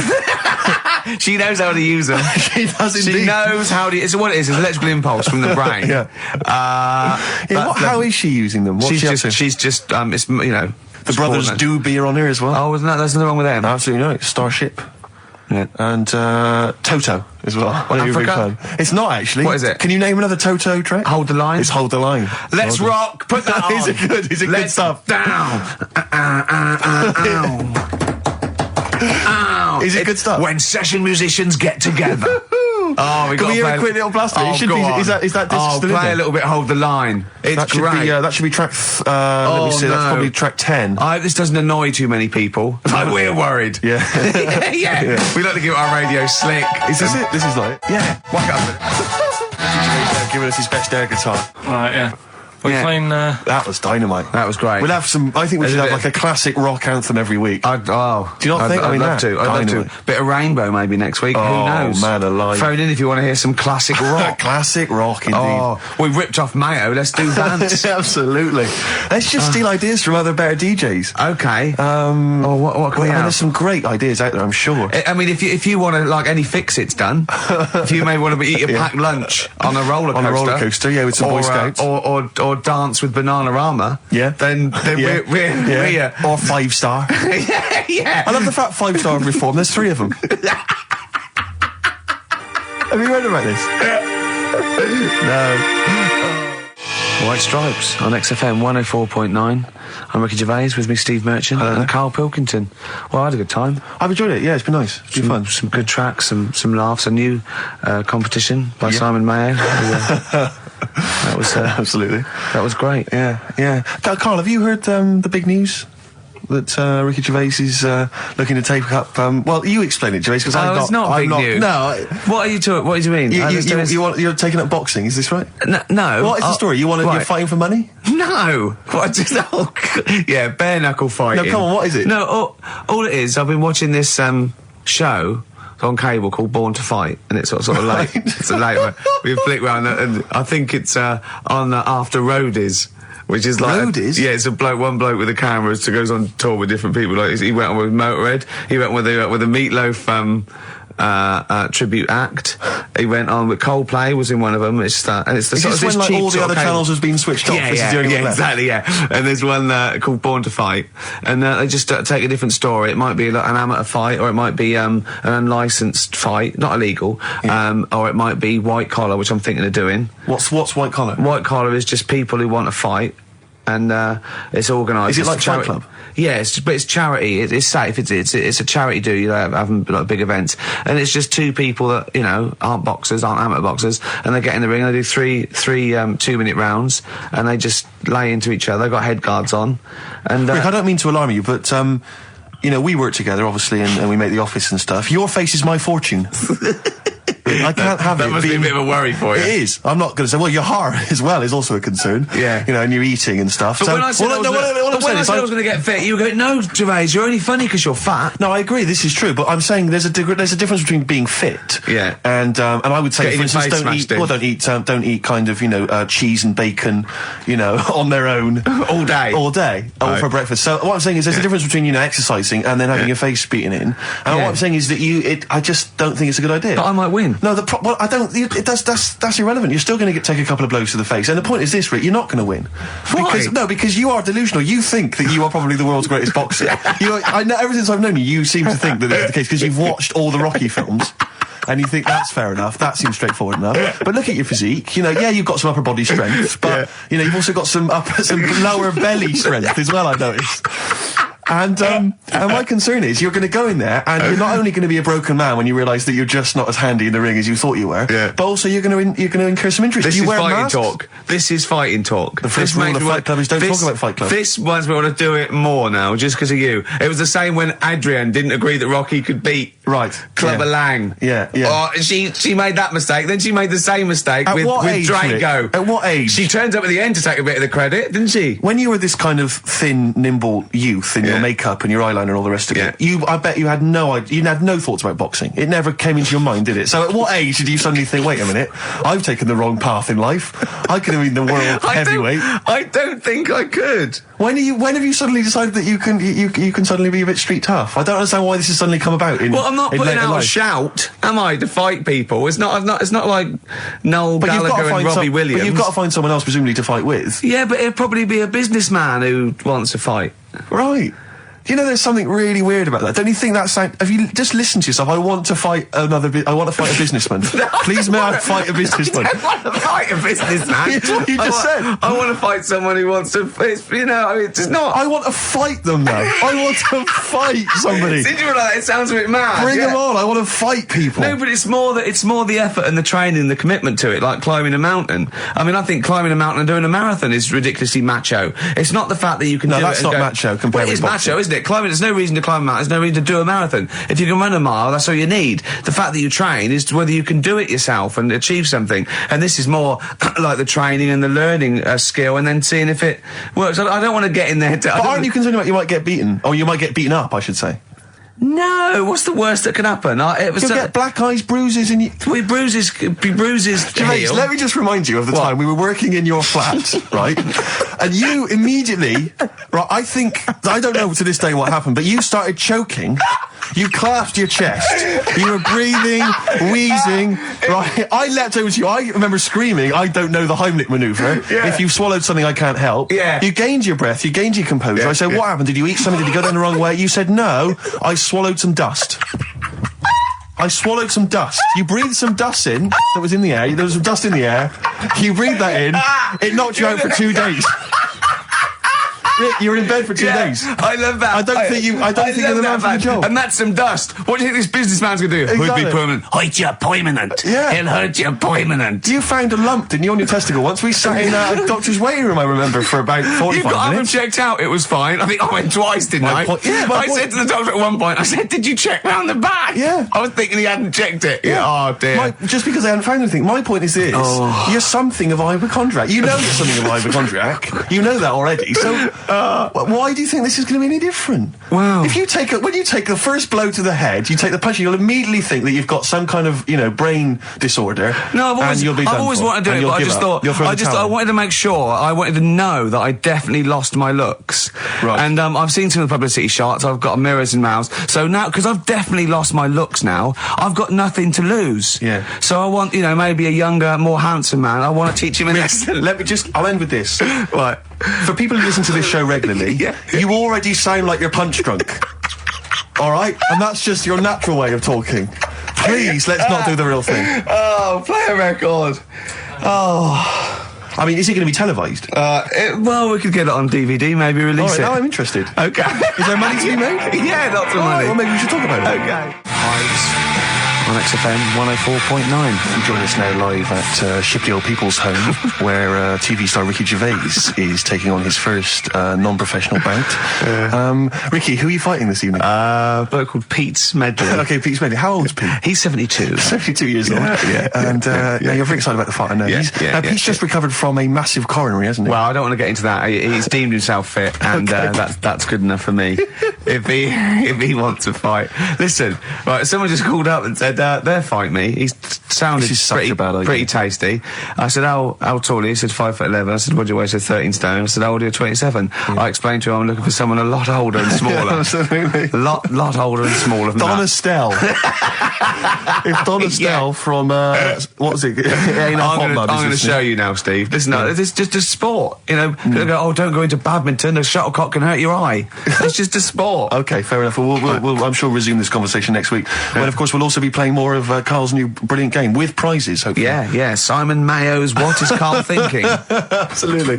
I'll leave you with a song for the ladies, Rick, if I may. This is by my friend Harry. You may know he sends me tracks every so often that I should listen to, and this is a particular favourite of mine. Pretty Please, it's by Kevin Tehista's Red Terror. I don't know if I've pronounced that right, but enjoy that, and we'll see you next week. Let's get ready to rumble. Coldplay and In My Place on XFM 104.9. I'm Ricky Gervais. With me, Steve Merchant. Hello Steve, there. Lovely to be here. Yeah. Carl Pilkington there, pressing the buttons. Great to be here. Yeah. How long can you maintain it? I'm bored already. Yeah, already bored of doing Bored already. Every week you start it the same way. Yeah. That was not bad, though. You actually grammatically made sense, which is really impressive. Yeah. Thanks very much. A rare treat, indeed, from Ricky Gervais. Some of the listeners have already worked out. Got nothing to say at all. Sure. Haven't prepared again. No. We did come in half hour early to prepare, but instead, me and Karl were playing. You had to flick the football into the bin. Right. We had 5 goes each, or the world was going to end. Okay. And that took up. That took up a good 25 minutes. Yeah, I liked it when we came back, and then we started just trying to beat each other in the corridor, and I beat him. I scored a goal. He was gutted because he thought he fancied himself at football, and I beat him. And I was knackered and sweating. Yeah. As I walked back to you about 5 minutes ago, you were looking at the records. You went, and this was lovely, you went... Well, we've done the preparation then. Yeah. Like a sarcastic teacher. Yeah, like a teenager, like an annoyed teenager whose parents have embarrassed him once again. And you beat Karl, did you? Yeah. Because you're not... Yeah. I mean, you're not particularly... I'm not good at football, Well, no. you're not particularly nimble on your feet. Oh, come on. No, you're not. Douglas Bader is more nimble. I'm all right. You're not. But Karl's sort of, I think he's got more skills than me, but he hasn't got the aggression and the weight. Yeah. So I just pushed him aside. Yeah, good work. Yeah. Good work. I'm going on holiday. Are you? Yeah, I'm not here next week. What are you going to do, Karl? Are you going to do the best of or something next week, aren't you? Yeah, that's what we've got to sort out. Well, I can't sort it out. I've got to go to the airport. No, straight after the show you've got to do some links. No, I'm not doing any links. I said I wasn't, so... That's what we planned. No, we didn't. I said I'd do some during the show, and then you I thought you were joking.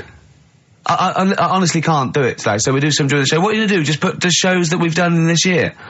Sorry, guys. I hate to interrupt. This is the sort of stuff we should have been discussing when you were playing football.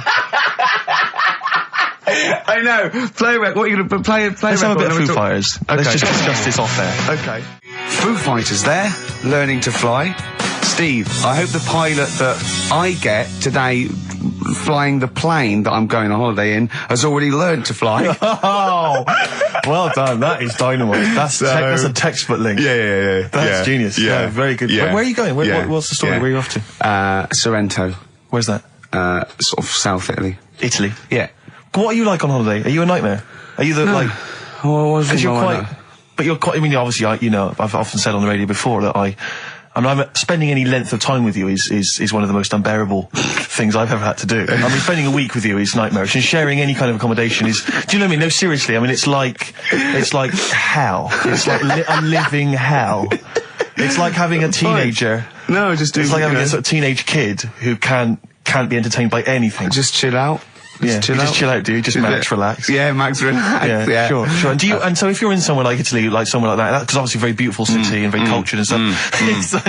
Is that something that you enjoy? Do you enjoy the culture of that, the beautiful architecture? Let's say a hotel's the same anywhere. As long as there's room service and a nice swimming pool and it's nice weather. Sure. If it's not, I'm annoyed. And I need to blame someone. And is it true that you go because you go to Italy most years, don't you? Is that because that's the only food you like? I like pasta and pizza. Yeah. And I've been to other places. I went to France once, and that you can't explain to them to cook it just cook it properly. I don't want any to cook it. There's blood in the middle of that. Yeah, sure. Hungary, it was just, I went there for a while and I couldn't identify the animals they were killing for me. Yeah. So, and I know quite a lot about natural history. Sure. And I couldn't identify what was on the plate, so I don't... Came home early, did you, after a couple of days? No, I just got annoyed and I went to McDonald's. Yeah. Well, that's the great thing about McDonald's, is they are in most major cities. No, but you can't go wrong with So if I was with you on pizza. holiday and and we were hanging out or whatever, and I took you to say maybe a beautiful cathedral, is that something you'd enjoy? I can't quite imagine you actually taking the time to...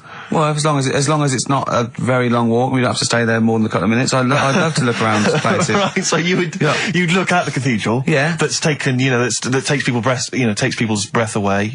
People travel from around the world to see that. And how long would you I don't stay think travel looking around the world to see it. I think they go somewhere and they go, well, we might as well look at the cathedral. You can't miss it. They're huge. Yeah. Would you sort of spend any time looking at that? Would you just sort of soak in the atmosphere for a moment, or would you? I'd look at it and I'd go, that's brilliant. And then if there was any sort of soaking in, I can do that later when there's nothing to look at. Right. There's less to do. Your memory of it later when you're in the bar. Yeah. Yeah, sure, and would you? So can you be kind of in awe of something like that? Yeah. If it's big, okay. If I go in the cathedral and it's I've seen bigger, I go, I've seen bigger. If it's the biggest I've seen, I go, that is huge. Yeah. Let's go. That lets you off. Yeah. Sure, because you're a sort of man who gets bored, and this is true, Karl. You may not be familiar with this. Ricky Gervais is a man who gets bored drinking a glass of water. It's boring because it's not flavoursome enough. No, it's not got enough flavour. It's absolute. The only thing Jane's got me onto fizzy water, which at least got something there. Right. But I only drink that when I'm sort of dehydrated in the middle of the night. I never drink a drink of water. No, it is boring. Yeah. But that's why you've always got headaches, and you're always apparently moaning and stuff. Yeah. I mean, that's one of the reasons I hate you. But when I say hate you, I don't mean I hate you. I didn't mean to blur it out that strongly. What I mean is, if I'm spending a lot of time with you, one Friday he said, we're in the BBC canteen, and I was sort of like, and he just put his knife forward, and I said, I'll never eat with you again. I said, what's the matter? He said, you annoy me. I hate eating with you. It annoys me. It looks like a child food. It's just you eat chips and sausage and rubbish. You don't eat. Look at you. You don't touch your vegetables. You don't drink water. He said, he really got annoyed because you've got this this hatred of anything that's good for you. You won't eat any form of salad. Why do I eat salad? Because it's good for you. And lettuce is boring. Lettuce is absolutely boring. Cucumber are boring. But the thing is, you see, I admit that lettuce and cucumber have not got much flavour, but that's why people will add, say, in Italy, they'll add a lovely dressing. Maybe some olive oil, maybe some balsamic vinegar. Well, you embarrass yourself, because the good thing about a nice, mature lump of cheddar cheese is you don't have to have any dressing. Although you add some anyway. I put a little bit of olive oil in it and maybe some mayonnaise. Maybe some Thousand Island dressing. On a Ritz cracker, you don't need it, it's just extra. Sure. Well, good luck. I noticed you're wearing is this your travelling gear? You've got the sweatpants and the t-shirt, the free t-shirt. Yeah. Looking to get an upgrade, are you? I'm going first class, Sure. Badly drawn boy, spitting in the wind on XFM 104.9. Are you going to be taking in any of the culture in Italy? Is that something you do? Yeah. The opera? I don't know about the opera. I've never been to the opera. I do like a bit of opera. Do you? Yeah, I wouldn't sit through a whole one, but I mean, I like the songs they take from it for that World Cup one. And those two fat birds that they sung in Shawshank Redemption was good. Yes. But I think, I haven't gone into it extensively. I haven't studied the art. The art of opera. Also, it's in foreign, so you don't really know what's happening. It's in foreign. Yeah. So you don't know. That's annoying for you. Yeah. What about, are you a fan of any of the great English operas? Like, The Pirates of Penzance? Yeah. Gilbert and Sullivan. To me, Gilbert and Sullivan were like their day equivalent of like Richard Stilgoe getting together with Tony Slattery. And then 100 years later people go, it's brilliant. It is like, they might as well, I don't know, make any episode of Whose Line Is It Anyway? Right, yeah. Into an opera, and in 200 years time they'll be going, that's genius. Yeah. Listen to this one, look, this is Party Quirks. Yeah, Amdram Society staging Worst Step. Because I was in the Pirates of Penzance once in an amateur production. You used to like Whose Line Is It Anyway? I did, that was although I did watch it when it first came on Channel 4 about 15, 20 years ago. But we did the Pirates of Penzance when I was in an amateur dramatic society in Bristol, the Bristol Operatic Society, Light Operatic Society. I don't know why I was involved, because I can't sing. My audition, I thought, this is how desperate they were for blokes. I swear to God, right, I can't sing, you know. Well, you? Yeah, all right, calm down.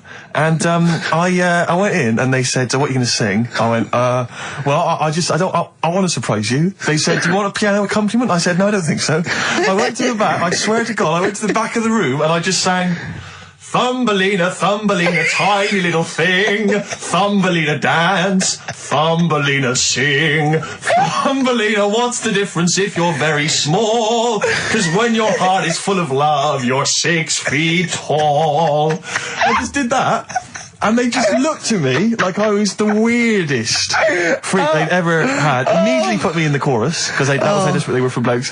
We staged it, we rehearsed it. I couldn't remember the lyrics. Thank God you were doing Thumbelina. Yeah. Oh, but dear. I couldn't remember the lyrics. What was it for? Was it Gilbert and Sullivan? It was the Pirates of Penzance. Oh. There weren't enough blokes, right? So that we had to double up.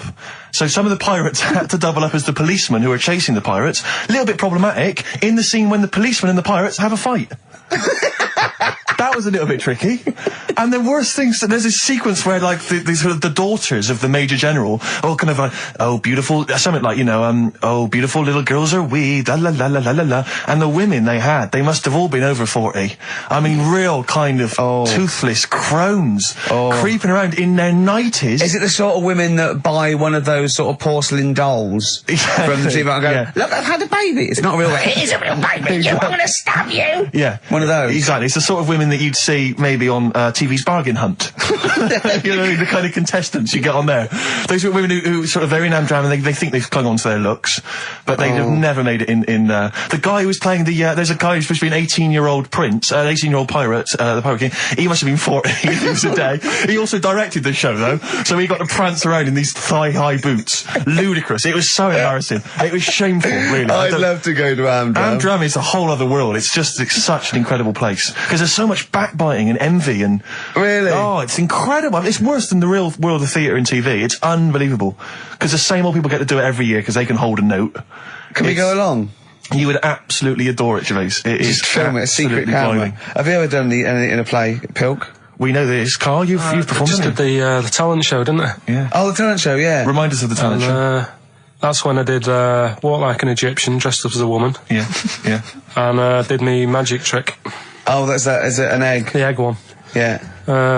What was the egg one again? When actually I've ruined it now saying the egg one, but I went on stage with like an hanky. Yeah. And I said, at this point I was dressed up as a caretaker in it. Sure. Don't know why, can't remember. No. I was stood there with this hanky over my hand. Yeah. And I said, right, you're going to love this one. Yeah. I said, I'm going to make a bird appear in front of your eyes, right? Yeah. And I'm like, oh God, what's it going to do? So I'm stood there. Yeah, I'm sure I did. Pulled the hanky off. It was an egg. Had an egg, and I said, oh, it hasn't been born yet. That's brilliant. They loved it. Yeah. Yeah. Went wild for it, did they? Round of applause. Yeah. How old were you? Was that when you were like 17? Was that apart from your paper round? Was that the high point of your life so far? Is that what's the no, best? I didn't really Carl, want to I'd do like it. to see you take that on the road. Or maybe at least up to the Edinburgh Festival next year. Carl, we're going to play a song now, right? One of my great track, Watch That Man, off one of my favourite albums, A Love Insane by David Bowie.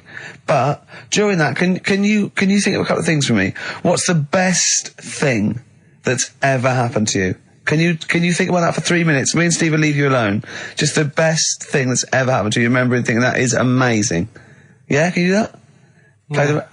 Play the record. Watch That Man. David Bowie. Steve's caught unaware there, just wandering around, not quite ready, were you? Well, no, I'm just relaxed, I'm just laid back, just hanging. Yeah, Karl. Yeah. Best thing that's ever happened to you. Best event, best day in your life. I mean, there's loads of things that happen. Like, Yeah. No, but do you know what I mean? You can go for obvious stuff like, meeting Suzanne, sticking with her, and well, having a nice holiday. take that as read. Yeah. You've got that on your desert island, that's already done. Well, And the day you got your qualifications through. Yeah, the history. probably. I mean, when you asked me then, the first thing that came into my mind, right, that was a real surprise, right? Because it's like you get surprises on your birthday and that, don't you? But they're not really surprises because you're hassling your mum and dad for stuff, and then they might bite you. So it's not really a real surprise, is it? Do you know what I mean? Yeah. So I'd say something that was really like, oh yeah, nice one, I've got something here, is the time when my dad said, empty the bin, will you? Right? I said, oh, do I have to?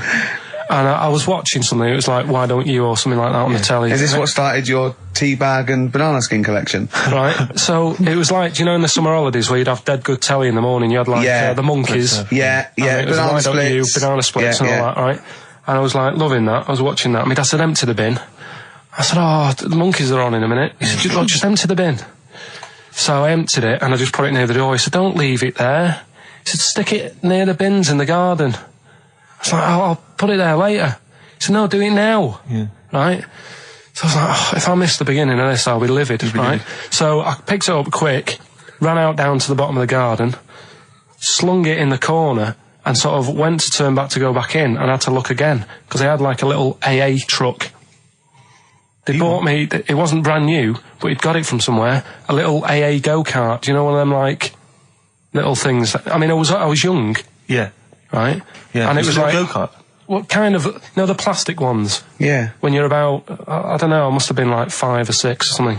So I don't quite follow. Has he sent you out there? My dad sent me out with a bin bag so I could see what he got me. And it wasn't my birthday or anything, he just got it from somewhere. You sure you hadn't just nicked it and dumped it out the bag? Possibly. Sure. But that was like a genuine like, oh yeah, smart. Yeah. So I went back in, watched the telly and that for a bit and went back out. You thought, Did I tell you about my go-kart? Yeah, about your dad giving it away. Yeah. What's the story? I think I've told you some of that. Have you gone? What? Tell it again. Well, have I told it on air? I can't remember. Maybe I just told you it. When I was about 8 or 9, I had a go-kart and I loved it. It's one of those that you press back and forth. Yes.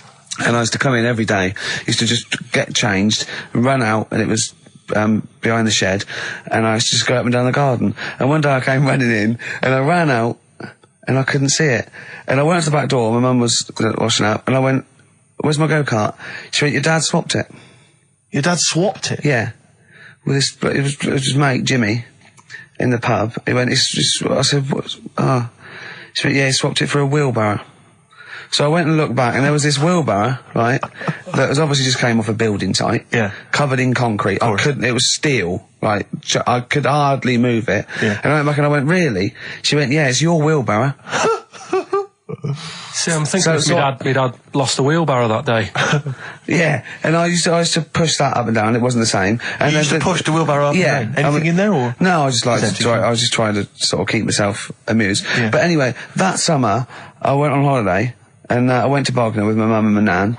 Another wild holiday. Yeah. And I was sort of out by my caravan, and I made friends with this kid, and he'd hired a go-kart from the caravan, is that right? And I remember he was going around there, and it was great. And I said, I've got a go-kart. And the caravan window opened, and my mum said, don't lie. You've got a wheelbarrow. Be truthful. I had a go-kart. Yeah. Oh, that's so tragic. Yeah. Did you ever really forgive him for that? I'd never forgiven my dad if he'd swapped a go-kart for a wheelbarrow. I just thought that's part of the course, isn't it? You know what I mean? They're in charge. Sure. Did you used to rush home, change, and into that sort of gardener's gear? Yeah. Straight into your hard hat and dungarees. I could, Mum, any bricks need moving? Yeah, exactly. Yeah. Oh, dear. Oh, that's so tragic. Yeah. Still, that was your happiest day. Yeah. Beautiful car. That's the one that sprang to mind. Yeah, and my unhappiest. Do you see how go-karts can be good or bad? Does that make you think, Karl? That the go-kart is, is good and evil? Play a record. I'm upset. Huh? Brilliant, what ads have you got? I've got these.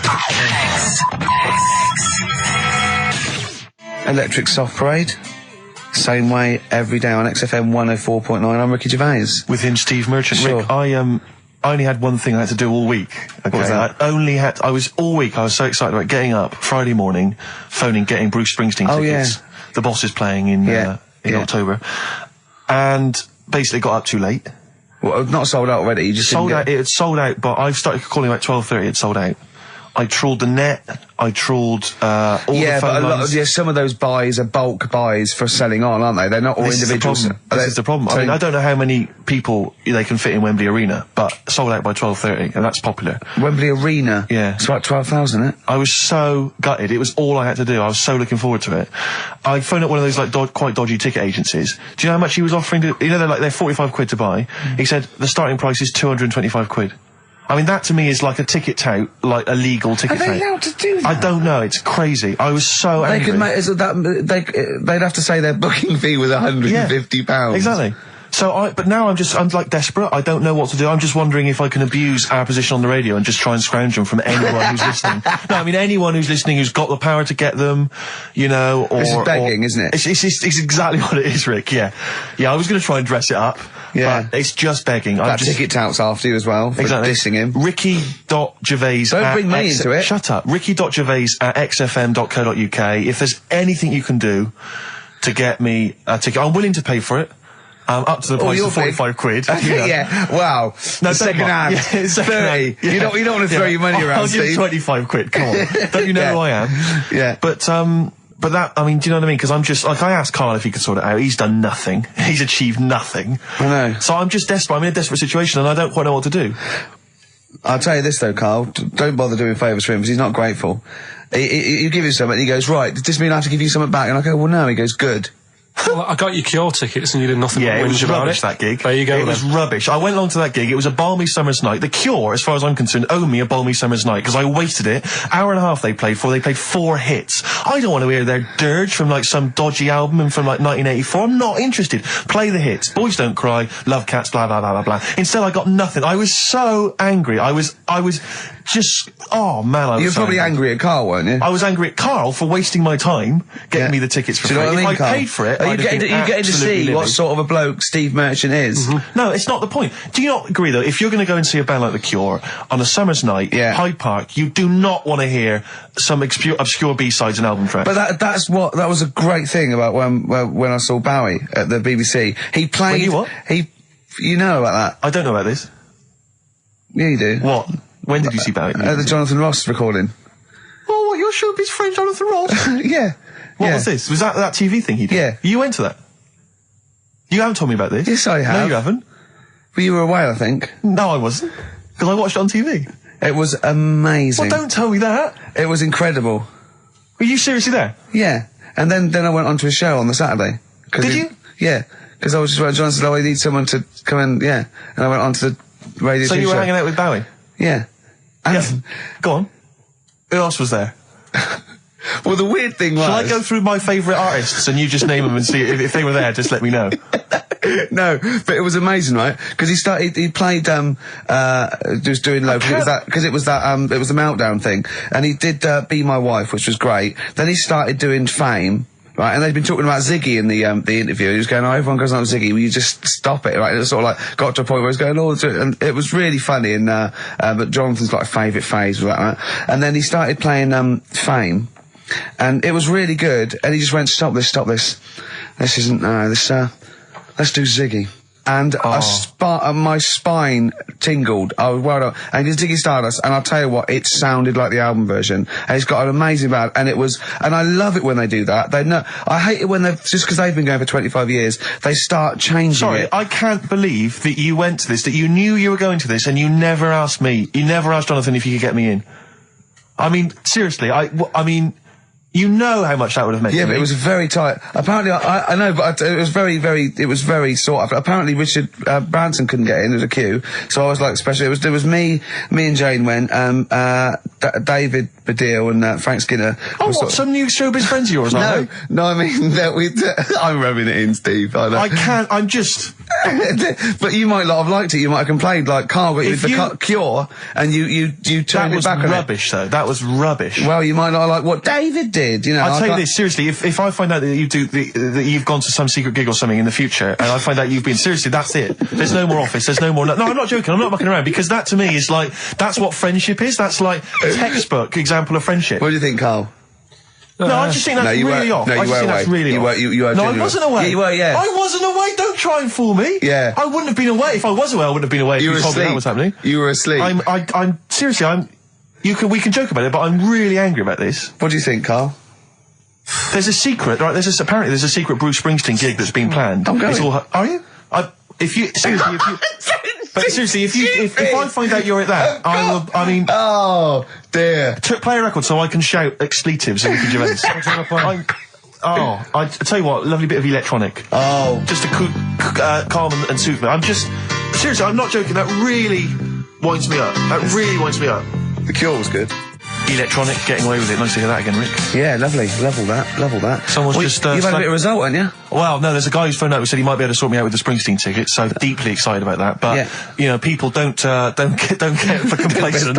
He might not be able to... Steve demands a lot of hard work. Well, he might not be able to sort it out. You know, he's going to make some calls, but if he can't, then, you know, keep calling or emailing ricky.gervais. You'll be taking me, won't you? Because after that rant about me not taking you.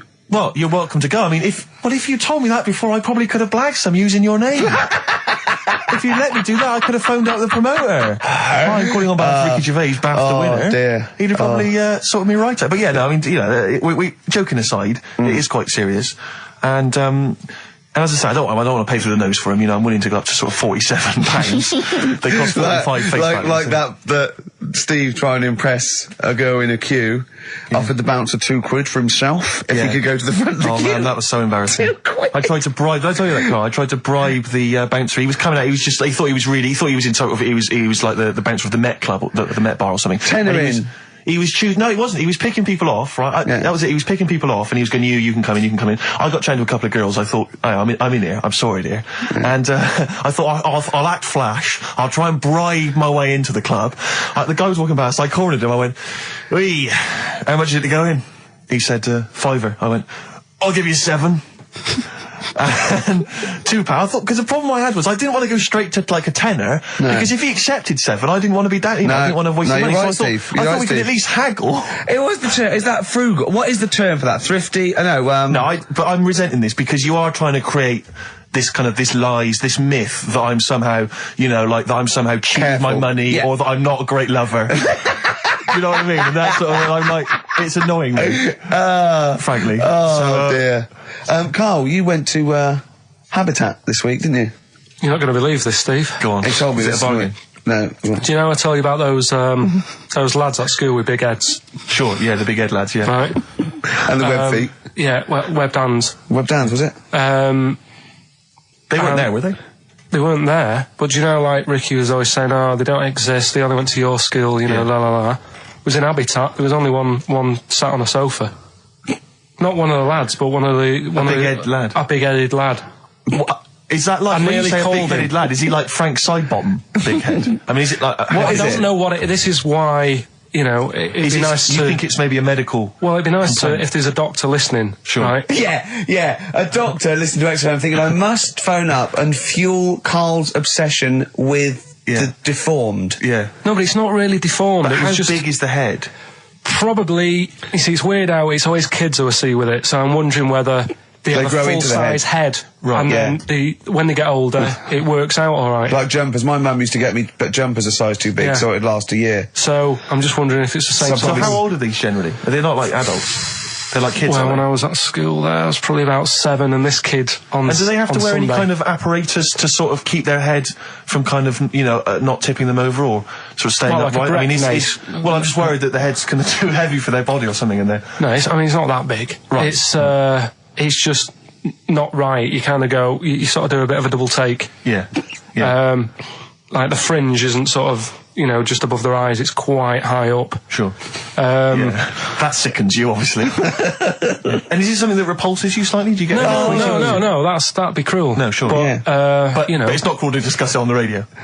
Well, it happens, doesn't it? Sure. You know what I mean? Yeah. So, and I'd just like to know what it is. If it's like a water on the head type thing. Water on the head type thing. Like water on the knee. Yeah. But on the head. On the head. But, if anyone knows what it is. Yeah.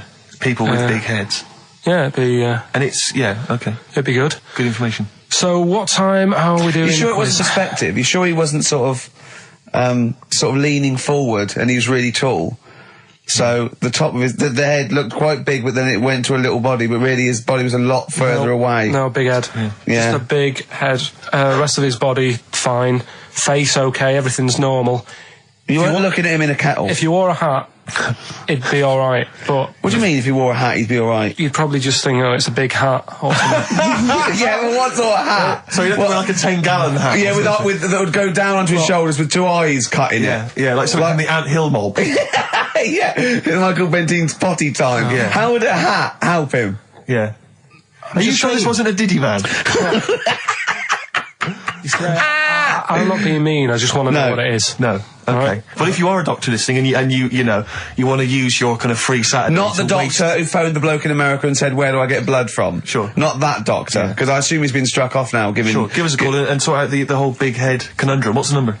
08700 800 1234. That's also the number to call if you have Bruce Springsteen tickets available. I will pay up to £47. Don't do it. Go yourself. Don't give them to Steve for cost price. Make a little profit. Oh, I mean, don't take the don't mickey. worry, you know what I feel. You've already ruined the bad thing. Don't ruin some more of my dreams. But I'll tell you what, if you do get Steve a ticket, he'll be so grateful that he will spend a bit of money on you, I imagine. Exactly. You'll buy tickets and, give him something pretty special because you're earning now and, Yeah. So let me discuss that with them, Rick. I mean, let's not make any promises. So, Yeah, you're in the middle of a phone call there, aren't you? Is that poor bloke still on the line? probably not, no, he's gone. Oh, is he? Yeah, oh, you're in the middle of something. White stripes there. Yeah, dead leaves and the dirty ground. Steve, what are you doing? Sorry, mate, I'm just sort of preoccupied with other stuff. I've got the whole Springsteen thing I'm worried about. I've got that playing on my mind. I've never seen Steve so worried. Like, usually he sits there with his head... Rick, I've made promises to people that I can't keep. I promised about 3 different people I'm getting them tickets. So, well, it serves just you making right. some calls, Rick, that's all. I can't believe it. I cannot believe it. Are we doing the game in this hour or what? Oh, we could do. Should we do that? Your game?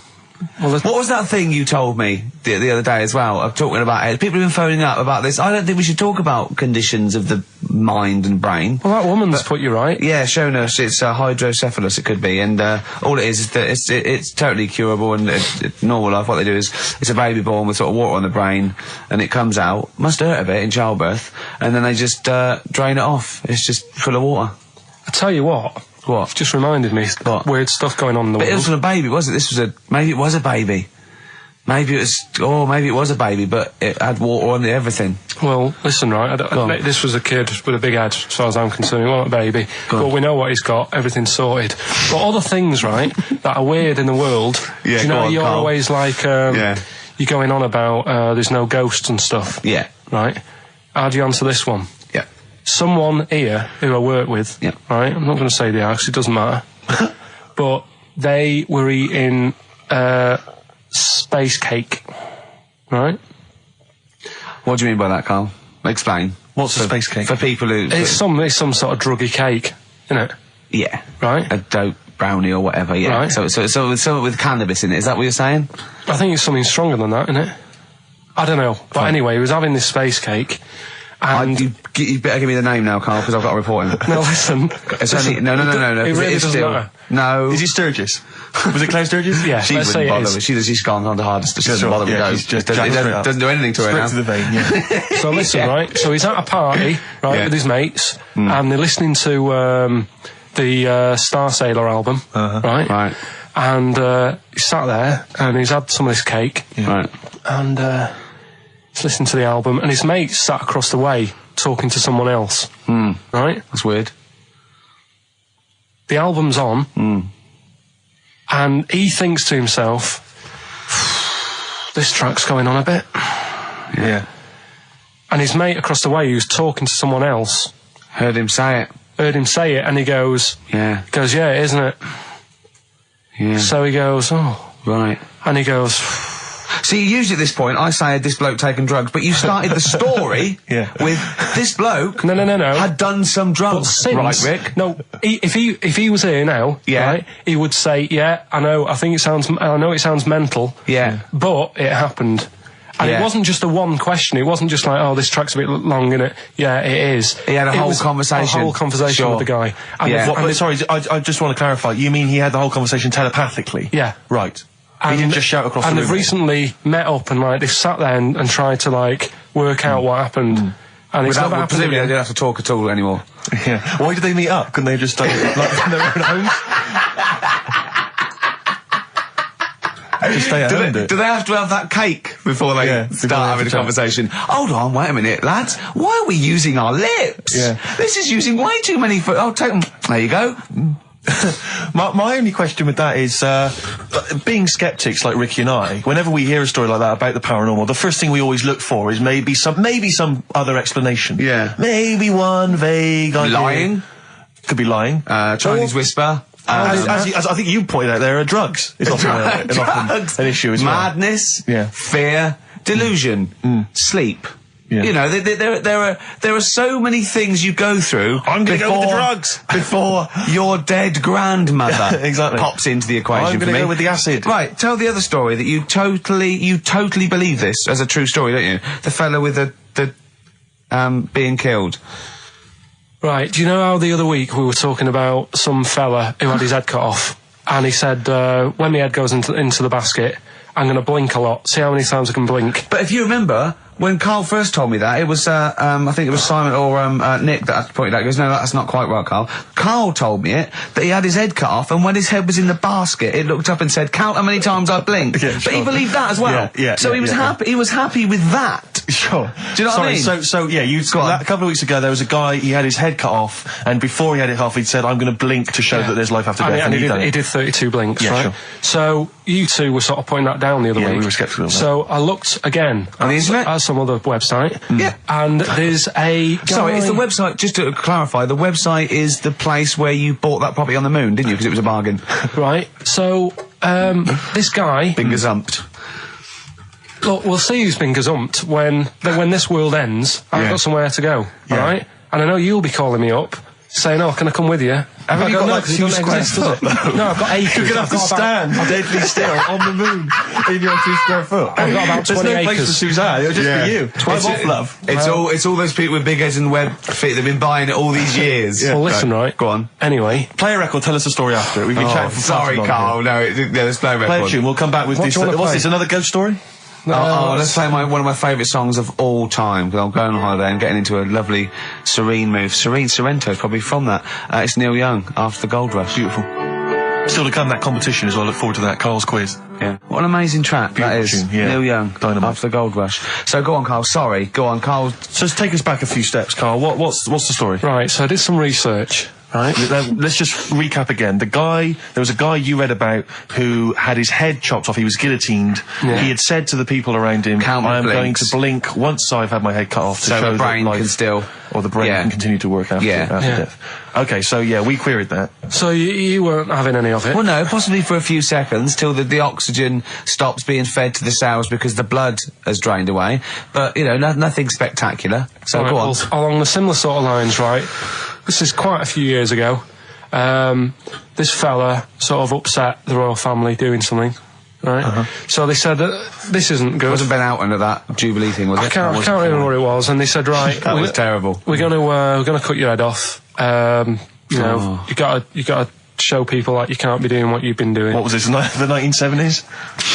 What you said a couple of years ago? You mean maybe sort of? Was it the olden days when the phones weren't very good? Ages ago. Yeah. Ages ago, sure. So yeah, fair enough. Yeah. So very philosophical. Yeah, imagine that when you watching the history. This was literally ages ago. Yeah, exactly. Yeah, Simon Sharma's History of Britain. Yeah. Oh, and even before that, which is yonks before, when it was all mental and different. Sorry, Karl, go on. So he's having his head cut off, and he's resigned to it. It's a day before. He's kind of got it into his head now that I'm not going to have my head much longer. Sure. So he said, let's make use of this. Yeah. He said, I wonder how long, like, the body can stay alive without my head on it, right? So they were like, oh, I don't know. So, who were? So... The jailers? Whoever he was asking. These jailers with one eye. Yeah. Get out, pal. So he said, no, wait a minute, I've got an interesting scientific experiment, jailer. Well, fair enough. What is it? So, he said, what I want to do, right, he said, you know, surely it's my last right. You know, I'm gonna be dead tomorrow. Sure. So let's do a test. He didn't draw it out this long, did he? Yeah, he said let's test this out. You know, he said do us a favour. He said, you know, it's my last day. What I want you to do is you're gonna cut my head off. Let's put a white line on the floor. Right. And see if you know, because there's no point asking how far he can sort of walk without an head if there isn't a line, because you don't know what to count. Do you know what I mean? If he loses his head and he's running around all over the place, you can't really count That's that. not impressive enough, yeah. So they said, let's make a white line. Sure. Yeah. Who said this? He did or they did? I think they started to join in with him and saying, well, let's make this a... you know. You get it. Go on. So, They got Norris McWhirter down. The Guinness people. Oh, yeah. So they said, let's get this white line. Yeah. And Dedication's all you need. we'll do this tomorrow. And he said, all right, then, I'll see you in the morning. So we go, I'll see you in the morning. Night, night. Sleep tight. Bye-bye. I love the fact that Karl knows exactly what was said. That's beautiful. Yeah, he doesn't know the story or what order it is in or when But it he was. knows exactly what or was who said. said what, but he knows the intricacies. All right then, see you in the morning. Bye, little kissy, kissy, kissy. Oh, I'm not like that. Oh, you joker. Don't let the bed bugs bite. Yeah, anyway. so he gets up. Do you want a paper tomorrow? No, I'm all right. Go on. He gets up and they say, right, you know, today's the day and that. And he said, well, you know, I've got used to the idea. So here's a white line for you. Got used to the idea. Go on. So they go, right, you ready then? And he said, I go on. And they cut his head off. And the body walked 32 steps without a head. Wow. 32 steps. Incredible.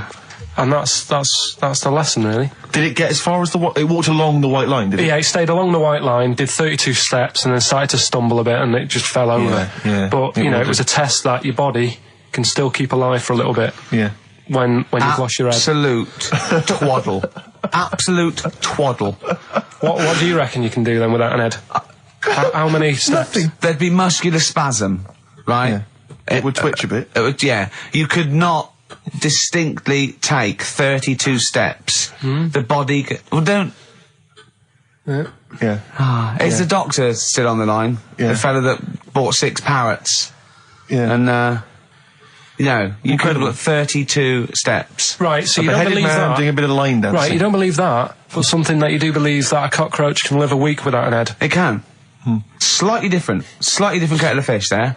Why? Wow, insect to human is what I'm thinking. Yeah, That difference. There's not that much difference in Well, of some course there insects. Do you know that a snake has a heart and lungs and kidneys and stuff? Go on. No, well, I'm just saying. So? You're making out as if like they're a totally different like being. Species. I am making that up. I mean, call me old-fashioned. Do you know what you're talking about, mate? I don't want you embarrassing yourself, Rick. Yeah, I am suggesting they're totally different beings. Yeah, that is. Yeah. Now, Karl, the cockroach is a very different thing. The interesting there is that it lives without its head, because a lot of it's on. There's some of them are phototropic, chemotropic. Some of them just literally have irritation and muscle memory. I mean, they do have a central nervous system, but it's very different. So if you lose the head, it bypasses a lot of that anyway. All this is running around. The reason it dies is because it can't take on water. But it's very different to a man, right, having consciousness and then losing that, and the body's still going, no, I think I remember what I was going to do here. Yeah, so I'm going to carefully walk line. 32 steps along this white line.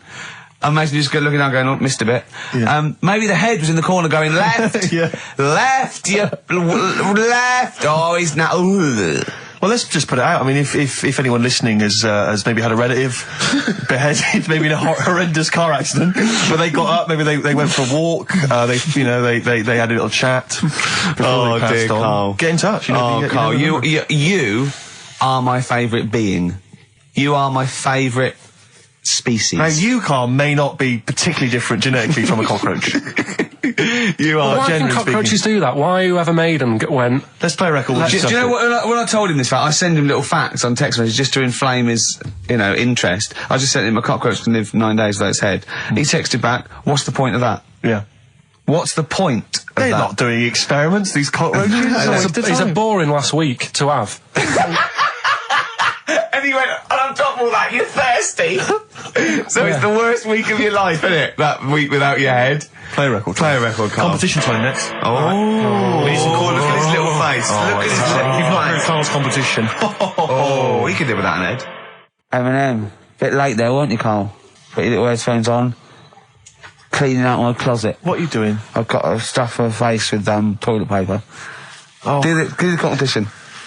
Yeah. Do you know, when we were writing the TV show, I was filming it just for our own amusement, just to sort of, I suppose more as a document, really, so that if there was ever, a court of law that needed evidence of Ricky Gervais's, I don't know what it is really, sickness, annoyance. He did this for about 2 hours. You see what he's doing now? He's stuffing his face with toilet roll. Yeah. And pushing the lips out so I can just show the teeth. You know, that actually makes me want to be sick. I know. Yeah, so he gag a little bit. Yeah. It's horrible. Good. Well, while Ricky does that, Carl, it's time for your quiz. See, this is what you do if this is on telly. Right, an example. You have to be quiet, or you've got to take that toilet paper out of your mouth. I'm really serious, because it's really annoying. Okay. You going to be quiet? Yeah. Right, an example of the game, just in case people didn't hear the launch of it last week. It's a song title. I tell a little story, and that little story is a song, innit? Yeah. Right, so, say, for example... what did we do last week? What did we do last week? The woman who... Oh, yeah, a woman who really wants to, have a bath because she stinks. Yeah. But she can't, because if she had a bath or a shower or a wash or whatever, she'd end up killing herself. Yes. No, you didn't say that. You didn't say she'd end up killing herself. Well, anyway, as an example, that would be one of the stories. Yeah, she's electric. The answer there is she's electric. Yeah, come on she couldn't have a shower because she would have ended up killing herself. Yeah. Right? So this week's then, and don't say it if you know it, because the idea is that people can... right? There's this bloke, and he buys a new house, right? And he's well happy with it. His girlfriend moves in with him and stuff, and she says, right, let's clean it up a bit. Yeah. And, straight away it'll be worth more money. Good idea. So he says, right, you do the kitchen and I'll do upstairs and that. She's stripping the kitchen down and he goes upstairs and he's in the bedroom and notices little hole to the attic. Oh, right, brilliant. Right? So he goes, I wonder how much room's up there, I've never weighed it up. So he goes up there, it's all like dusty and a mess. And he goes, this could make a good bedroom, this. Yeah. So he starts cleaning it all out, puts all the rubbish, bins the rubbish straight away, and there's little boxes with bits in that don't belong to him. So I wonder what's in here, right? So he opens one of the boxes, it's like a little lamp. Oh, right. He goes, this might be worth a few quid, right? And he rubs it. Magic lamp. And all the room goes all sparkly and stuff. And he goes, oh, what's going on? And then this fella appears, right? In a nice sort of, pair of 501s. Right. And he says, what do you want? I know it already. So all the first bit is irrelevant. Yeah, but it's about building the story, isn't it? So don't say anything. Do you think you know it? Steve, do you know it? I don't. So I just quickly recap the end there. I almost missed the end. Oh, so God. There you go. He's in the attic, right? Yeah. His missus is still downstairs. She's not up there. Okay. Right? He's on his own. And he cleans this lamp, right? Yeah. And this fella appears out of all this smoke and he's wearing a nice pair of 501s and he's wearing a shirt. And there you go. What's the song? What song are you thinking of? The lines are going mental. Because it's so easy. Let's play a record, Carl. We'll come back and we'll find out if anyone's got that right. That's a great one, Carl, really. Right. Did you just come up with that, literally in the last 10 minutes? Genius. This is genius, definitely. I mean, if those calls aren't from major TV companies, I don't know. Dynamite stuff. A lot of them are, what's his name's lawyer? Simon Mayer. Simon Mayer. That's my favourite thing I've done for years. Yeah, not bad. That's great. Back to form there. So, okay, line. The lines are going mental just because it's easy. Go on then. So I first one to get it. The first one to get it, but... Well, it's not that, though, Rick. I mean, Karl has just decided to revise the actual rules of the competition. Yeah. So that, we've decided, is very easy. So that's now a qualifier. And so then they have to answer one live. Exactly. So whoever gets that one right can play for big money. Is it a quick one as well? Because some people will lose the will to live. Yeah. Just cut to the chase. And because they've got to qualify now, we're throwing an Office DVD that aren't ready yet. You'll sign that, won't you? Yeah. Yeah. No. That increases value by 42 pence. Right, go on. We'll just go live, yeah? Hello, XFM. Yeah, hi, how's it going? Not too bad. Not too bad. Listen, a very, very quick recap, Karl, if you will, please, for the people listening. Very quick. Right. A man ends up in a loft. Man's, after moving into this house and that, he's in the loft. And he's tidying up. His missus is downstairs doing the kitchen because that needed doing. He's up there. He's cleaning up, emptying the boxes. He finds a little. He rubs a lamp. A fella comes out wearing 501s. What's the song? What's the song, mate?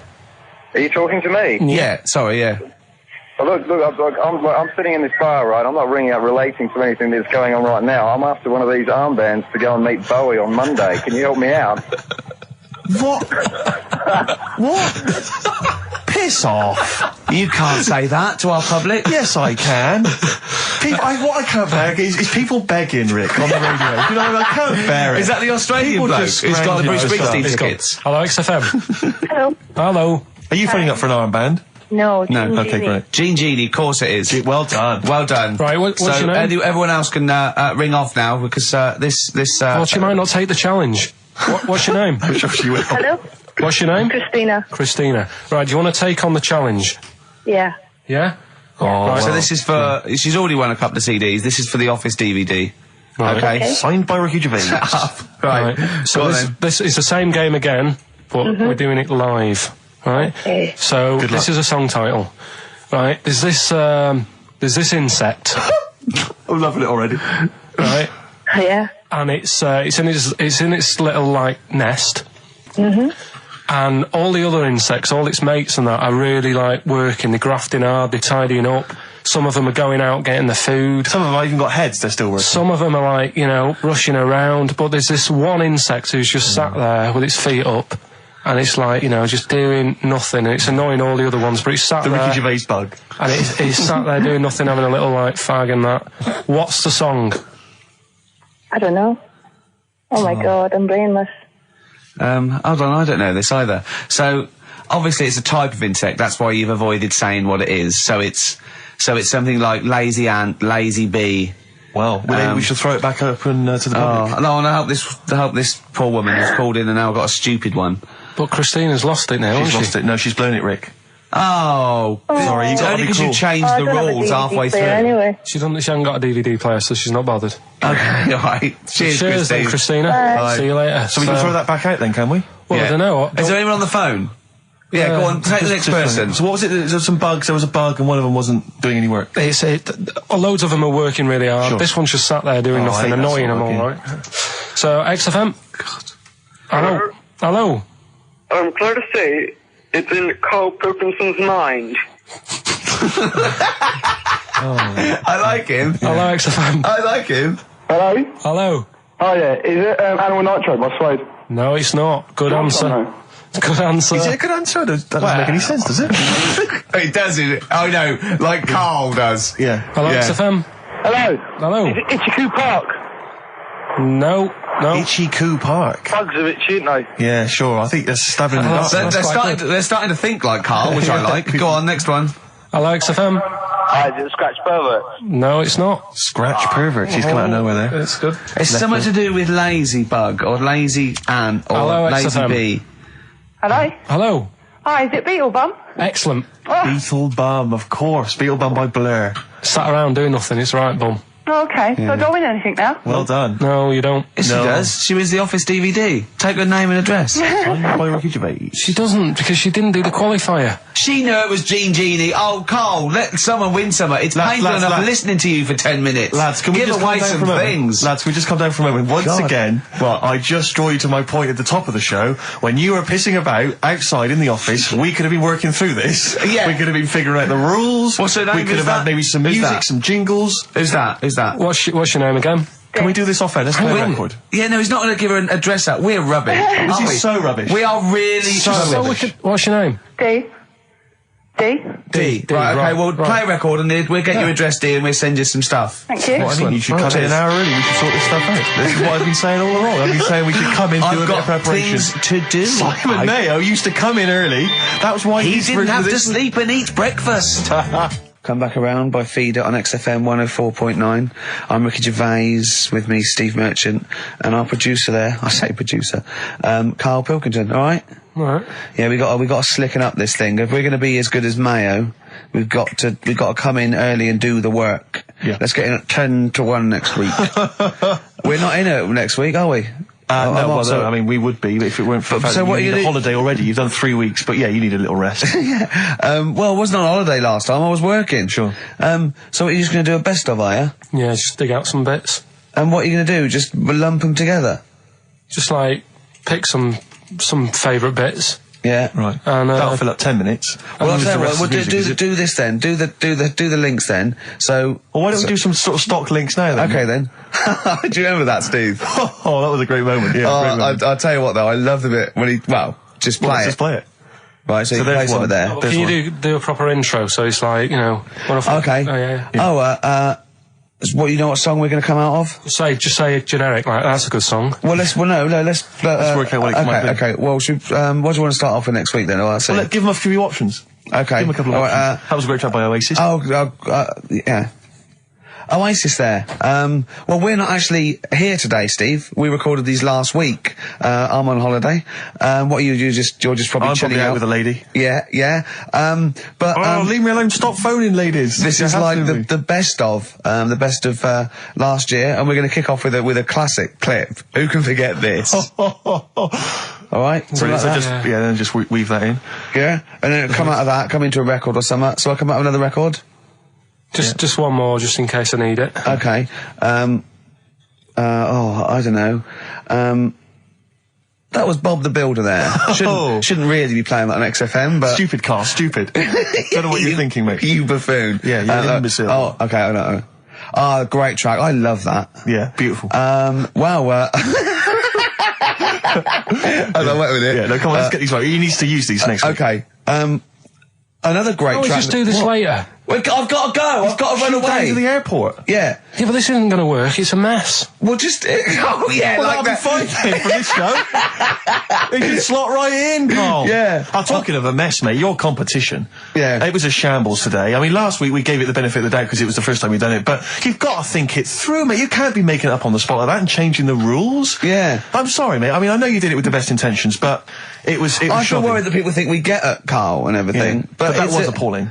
Yeah, it was terrible. It was interminable. I think you've got to compress those stories. You've got to tighten them right He gets paid something like 30 quid extra for this as well. So, I mean, he's getting good money for it. Listen, right, you say that you've got to compress it, right? The way I look at that competition, it's like Columbo, right? The murder bit at the end is done in like 3 minutes, but you drag it out for an hour. Yeah. So you sort of make it exciting and like, oh, I wonder where he's going with this. Sure. And it worked. You know, Dee Hudson, she's walking away with the DVD, she's laughing. Yeah, but Dee's fine. She's the only one who's gained. Everyone else has had a miserable time. Yeah. Of course she's happy. She's won something. But what about the listeners? There's no entertainment value there. They're loving it now because me and Steve are on, and this is scintillating stuff. Yeah, this is dynamite stuff. This is amazing stuff. Talking about we're not going to be here next week and doing next week's links. Yeah, because I can't be bothered to come in early. Okay, wow, excellent. Well, it's that's 1:45, Steve, on XFM. I've enjoyed this wonderful collection of our greatest moments. Yeah, there's still more to come. You'll be next week, won't you? Yeah, I'll be back next week. Okay, I'll do the last one. Well, I hope you enjoyed some of the best of moments there with. I'm not going to use these. Why not? They're a mess. Forget it. Just forget it. Forget it. We'll do them in a bit when you're done. I cannot do it. When's your plane? It doesn't matter when the plane is. We can do it in a bit. I'm definitely not doing it. I'm not wasting my time going through that. Well, we'll waste our time. Right. Forget it then. My favourite Suede song there. Stay Together. By Suede. Stay Together. Well done. Well done. That's what you're being paid for. Well, no, because it could have been a Suede song sung by Atomic Kitten. Sure. And like I said, that's my favourite Suede song by Atomic Kitten. Yeah. So, you know. Thanks for that. Do you think this is the worst show we've ever done? No, I mean, we've done some god-awful shows in the past. Really? Yeah. Okay. I mean, some real grim ones in the past. Okay. Do you think people see through it even before we tell them that we're not really cutting the mustard, putting the F in? We had nothing to say last week. No, I don't think anyone's fooled. I think some people are tolerating us because they quite like your TV work. But I mean, other than that, I think they know. And they the haven't played good music. Well, we don't skip on the tunes. But if I was listening to this, I'd be thinking I could do a better job. I'd be livid if I worked in like a bakery or something, and I was like, I hate this job, and I'm listening to us, gibbeting about on the radio. I'd be livid. I'd be angry. Really? Yeah. I mean, if this was a BBC show, I'd go mental. Why? Well, because I'd be paying a licence fee and everything. So okay. It would feel like it was my money being squandered. But we don't have to. At least this is advertisers' money being squandered. Yeah. This is big corporations. Screw them. Yeah. And people haven't paid anyway, have they? A lot of them haven't. They probably paid for the batteries in their radio. Maybe if they're listening in. We're sorry about that. Yeah. I feel guilty just for wasting their time, Rick. But next week's going to be a clip show again. Yeah, there's going to be a clip Karl's show. going to do. We've decided that Karl's going to just do the links next week by himself. Or maybe get a guest hosting, maybe you know, like, what was that, Dennis Norden? Yeah. Norden type. You know, in the Sony Awards, you hand in one show, don't you? Yeah. We could hand in next week's, couldn't we? Because it was broadcast in this year, just that it's a clip show from years ago. Yeah. Because you could hand in I Love 1975, couldn't you? In the BAFTAs or something. Yeah, you could. Yeah. So should we? You're even bored, aren't you? You're bored with this show as well. This is terrible attitude. We're allowed to be bored. We're the talent, right? I thought you were going to give us like 10 minutes after the show to do them, but I can't. I've got to go. Yeah. Right. Do you want to wrap it up, Steve? Because Ricky's taxi might be waiting now. So no, it's this attitude, Ricky. You going to put up with that? Don't you know who you are? I just don't believe it. They should be chomping at the bit to get. They should. I can't believe their luck. Yeah. Do you know what I mean? Sure. And do I get treated any different? No. Yeah. Worse. Yeah. Yeah. Answers on a postcard if you can figure out what that sentence meant. And there'll be a DVD on its way to you. Listen, we had an email from Glenn and Sharon, and Sharon was rushed into hospital last week, and they wanted us to play something for her. She's back now and she's okay, but anyway, they always listen to the show, they're big fans. They asked for some Nick Drake. I'll play some Nick Drake next time, but instead I thought we could play a classic Dylan track. I know you're a big fan of Dylan. Yeah. Just Like a Woman, it's just beautiful, and that's my song for the ladies. We won't see you next week, Ricky's away, but there should be a hilarious compilation of all our best moments. Oh, I look forward to that.